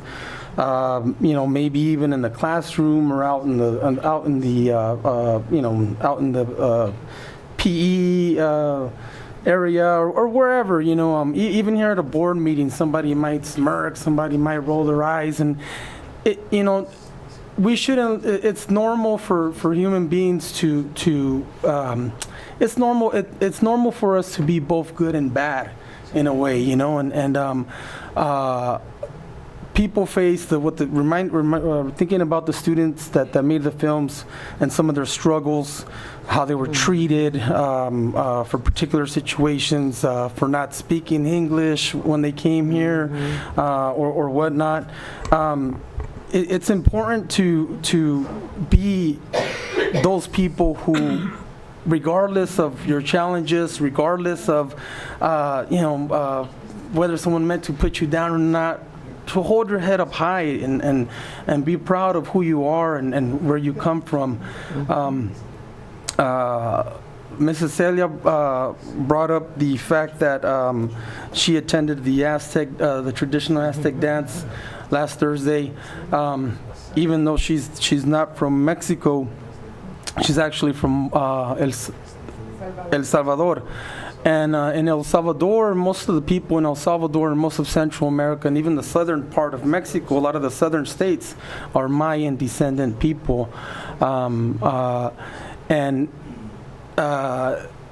The Aztec dance is a collection of many different dances from many different tribes, including Mayan peoples.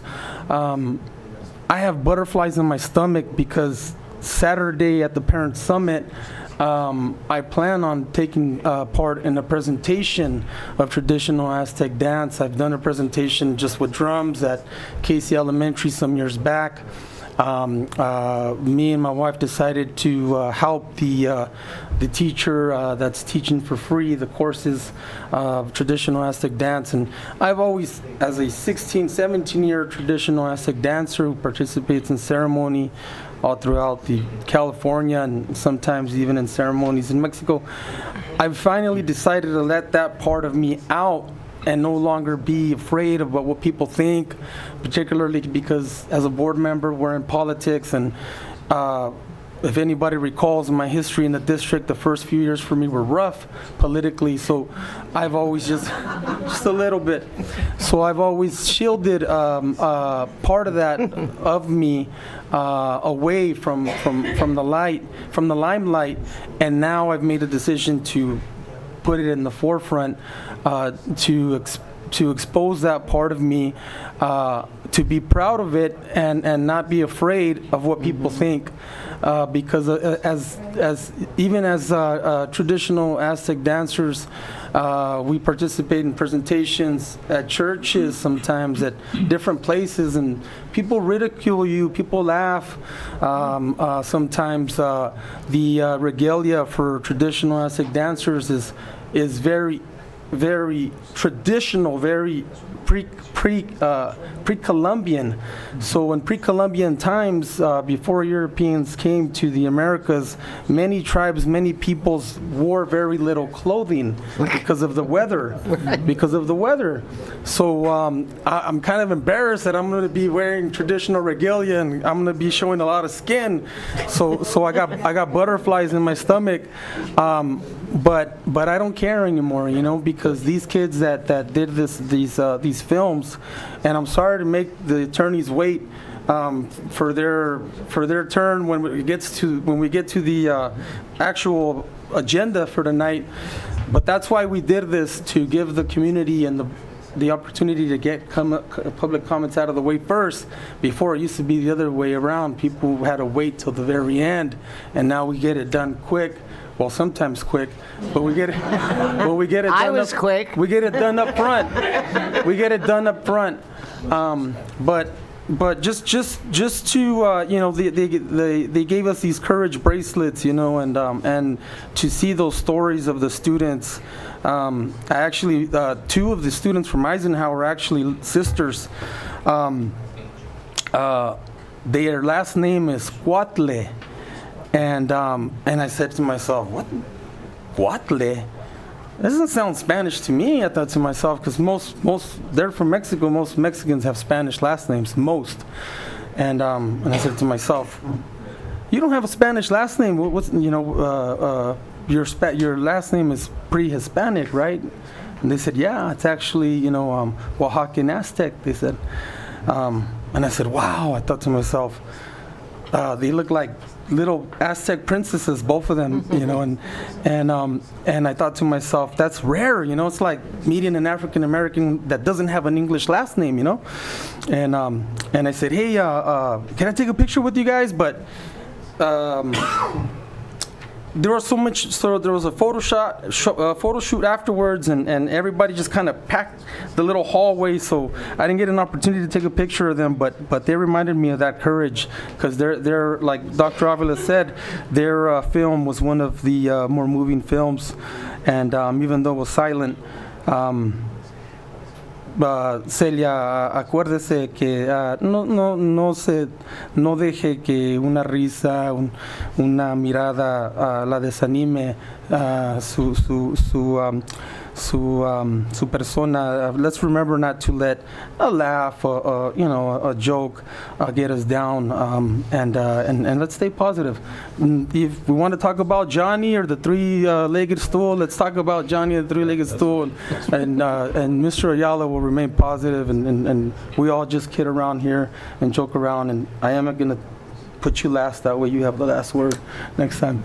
But with that, let's move on because we have attorneys waiting for us and they're on the clock. And one thing, Mr. Montes, so Aviance, if at your discretion, if you want to retire for the night, you may do so. He wants to go home and watch the Dodger game. 3-3, bottom of the 9, no outs. Don't go to the parent summit. You do not want to see me dance. Just joking. Okay. Mrs. Walker had to leave early for the night for a family emergency. So with that, it'll just be us four. Public hearing on formation of CFD 2019-1 of the Rialto Unified School District, incurring bonded indebtedness therein, establishing an appropriation limit and related matters. So actually,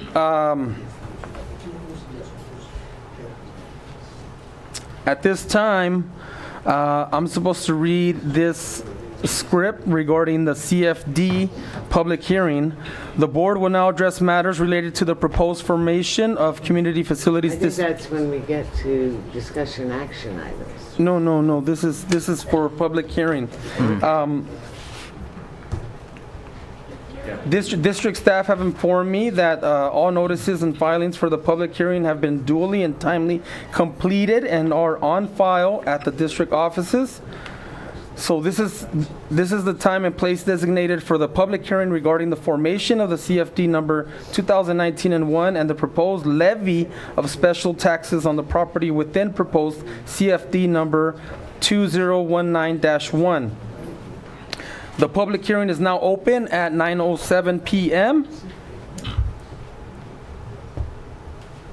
Is there anyone present here tonight who wishes to speak for or against the proposed formation of the CFD number 2019-1? Going once? Going twice? The district has not received any protests from the property owners relating to the formation of the CFD number 2019-1, either prior to or during the public hearing. So with that, the public hearing is now closed at 9:08 p.m. Consent calendar items. All items on the consent calendar will be acted upon in one motion unless pulled by the Board of Education members or the superintendent for individual action. Can I get a motion to approve reference E through J? So moved. Can I get a second? Second, but I have discussion on H3. Okay. Let's go ahead and go over to H3 now. Thank you. In particular, it says there's science camp for 80 Preston Elementary School fifth graders, which equates to 8 adults. And yet ASB is having to pay for 10 parents, adults, and 2 teachers. So that's 4 people more than they should have to pay for. So, But they're paying for it from their own ASB funds, so. Well, just wanted to bring it to everyone's attention. I believe that board policy still has not been changed. It's still at 8, let's see, 1 adult for every 8 or 10 people, if I remember right. And yeah, and just for clarity, it's at a minimum, so we have to have at a minimum that if the school wishes to sponsor additional staff, it's a good thing, and it is their funds, so it's their recommendation to us. All right. I'm good with it. Good point made, though, Mr. Martinez. As long as it passes muster. Any other polls? No. Okay, with that, can we get a vote by board members? Aye. Aye. Aye. And that's 4 ayes, and Ms. Walker had to step out. And just to remind, we had an amendment to H10, the wording, from move to agreement. That's correct. Tomato, tomato.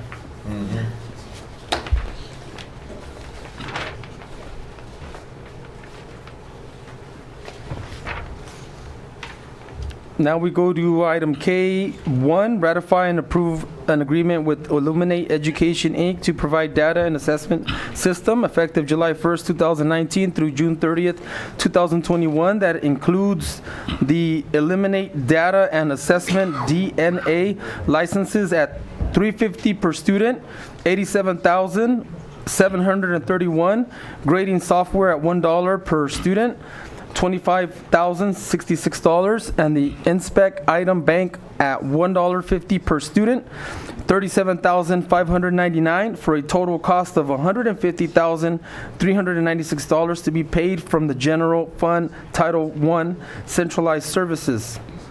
Can I get a vote to approve? Aye. Can I get a second? Oh, a motion. I'll make the second on the motion. Motion. Move to approve. Second. Thank you. Questions or comments? Vote by board members? Aye. Aye. Next, we go to item 2, adopt a resolution number 19-8-20-16, declaring October 14th through the 18th, 2019 as National School Lunch Week, and encourages all residents to become aware and concerned about their children's and their own nutrition habits in the hope of achieving a more healthful citizenry for today and the future. Move to approve. Second. Questions or comments? All in favor? Aye. Aye. Motion passes. Next, we go to 3, adopt resolution number 19-2017, determining the validity of prior proceedings establishing Community Facilities District number 2019-1, authorizing the levy of a special tax therein, establishing an appropriations limit, calling an election, and taking related actions. So before that, that's item K3.1.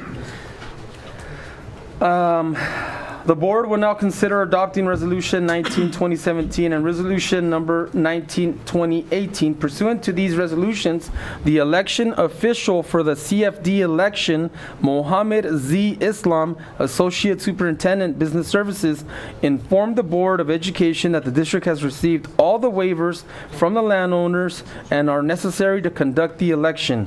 As such, by adopting Resolution number 19-2017 and Resolution 19-2018, we can hold the CFD election tonight. So do we have a motion to approve? So moved. Second. A motion to adopt resolutions 19-2017? Right. Ms. O'Kelly and Mr. Martinez? Yes.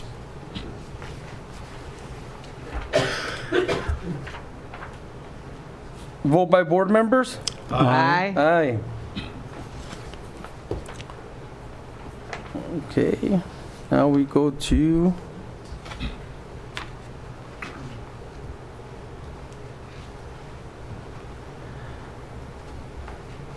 a motion to approve resolutions 19-2018. So moved. Second. Questions or comments? Are you going to read it? Adopt resolution number 19-2018, determining the necessity to incur bonded indebtedness in an amount not to exceed an aggregate total of $12 million within Community Facilities District number 2019-1 of the Rialto Unified School District, calling elections and taking related actions.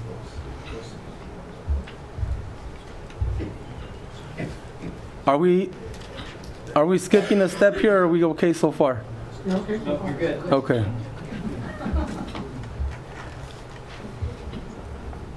Call for the vote. Yep. Call for the vote? Aye. Aye. All right.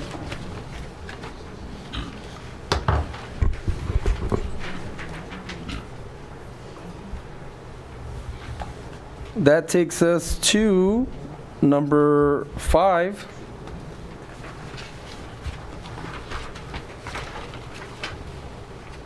Wait, aren't you supposed to read this part? That's where I'm going to right now. We will now conduct the landowner.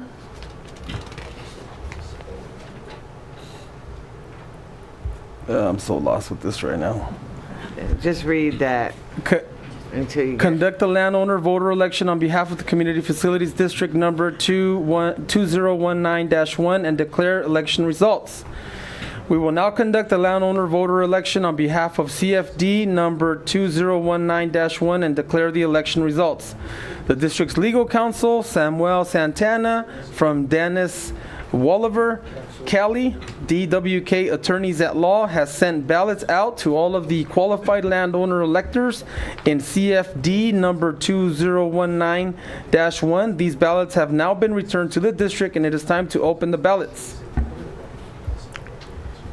It says I'm going to open the ballots. However, I do not see any ballots. There it is.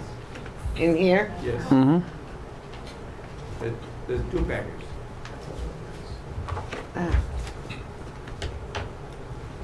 And Ms. O'Kelly, our Vice President, is filling in for our clerk, Ms. Walker.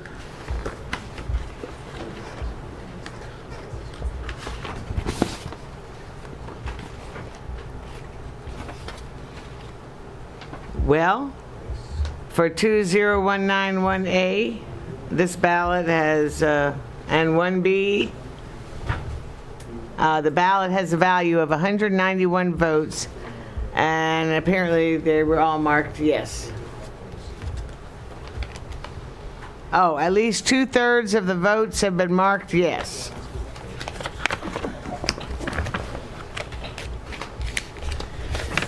The record shows that at least 2/3 of the votes are in favor of the levy of the special taxes, incurrence of bonded indebtedness, and the establishment of the appropriations limit. We may now proceed with the final actions for CFD number 2019-1. The board will now consider adoption of Resolution 19-2019, which resolution canvasses the results of the special election held within CFD number 2019-1. As noted previously, there were at least 2/3 of the votes cast in favor of levying the special taxes, incurring bonded indebtedness, and establishing the appropriations limit. By adopting this resolution, the board determines that the CFD election conducted within CFD number 2019-1 was validly conducted. I do need to mention that the second ballot represented 14 votes. Okay. And that's still at least 2/3 of the votes in favor. So, So we need to move on number 5. yeah, so I call for the motion to adopt Resolution 19-2019. I'll make that motion. Second. Questions or comments? All in favor? Aye. Aye.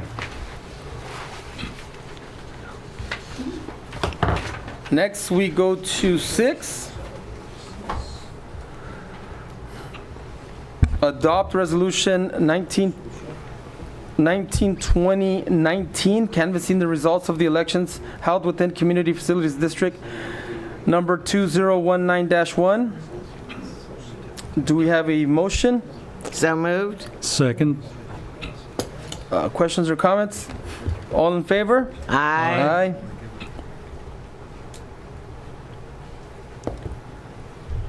Tonight, we will conduct the first reading of the ordinance levying the special taxes in CFD number 2019-1. After its introduction, this ordinance will be considered for adoption at the October 23rd, 2019 scheduled board meeting.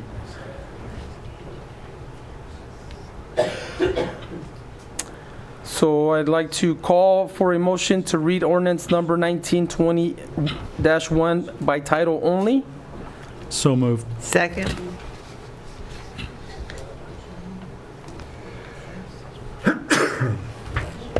Bless you.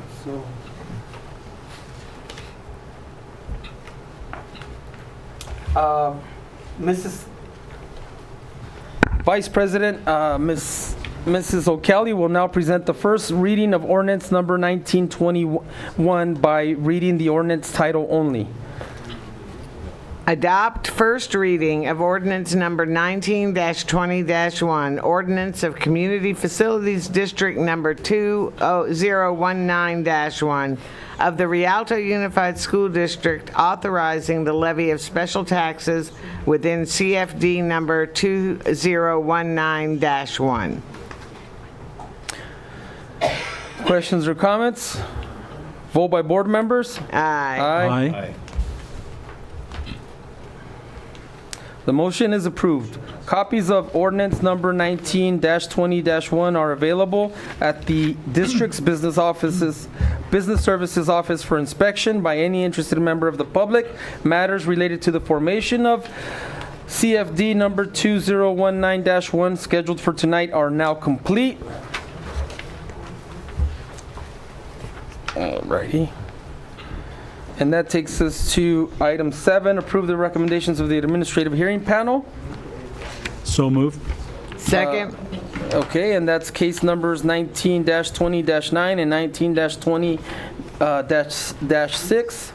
And stipulated expulsion case numbers 19-20-19 and 19-20-15. Vote by board members. Aye. Aye. Next, we go to item K8, adopt resolution number 19-2020, excusing the absence of board member Joseph Martinez from Wednesday, September 25th, 2019, at the regular Board of Education meeting. So moved. Second. Abstain. Okay, all in favor? Aye. Aye. That's 3 ayes and 1 abstain.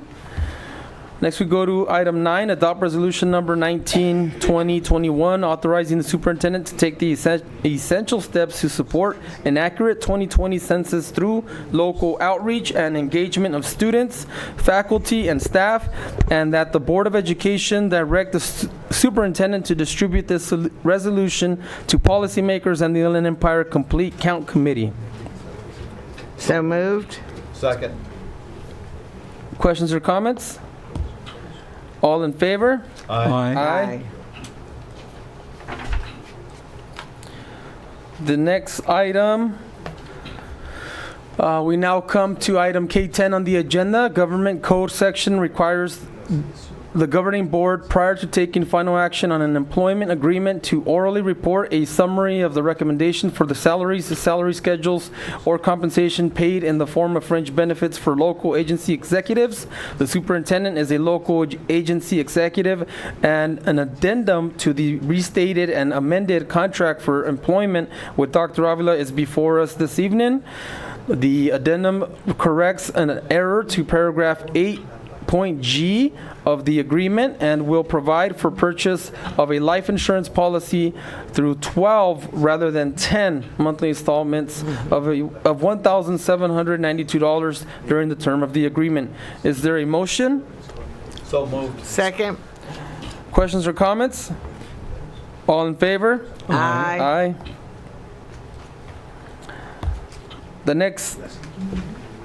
The next regular meeting of the Board of Education for the Rialto Unified School District will be held on Wednesday, October 23rd, 2019 at 7 p.m. at the Dr. John R. Casalunas Education Center, 182 East Walnut Avenue, Rialto, California. Materials distributed or presented to the Board of Education at the meeting are available upon request from the Superintendent's Office. And that brings us to adjournment. Can I get a motion? So moved. Can I get a second? Second. Questions or comments? All in favor? Aye. The time is 9:24.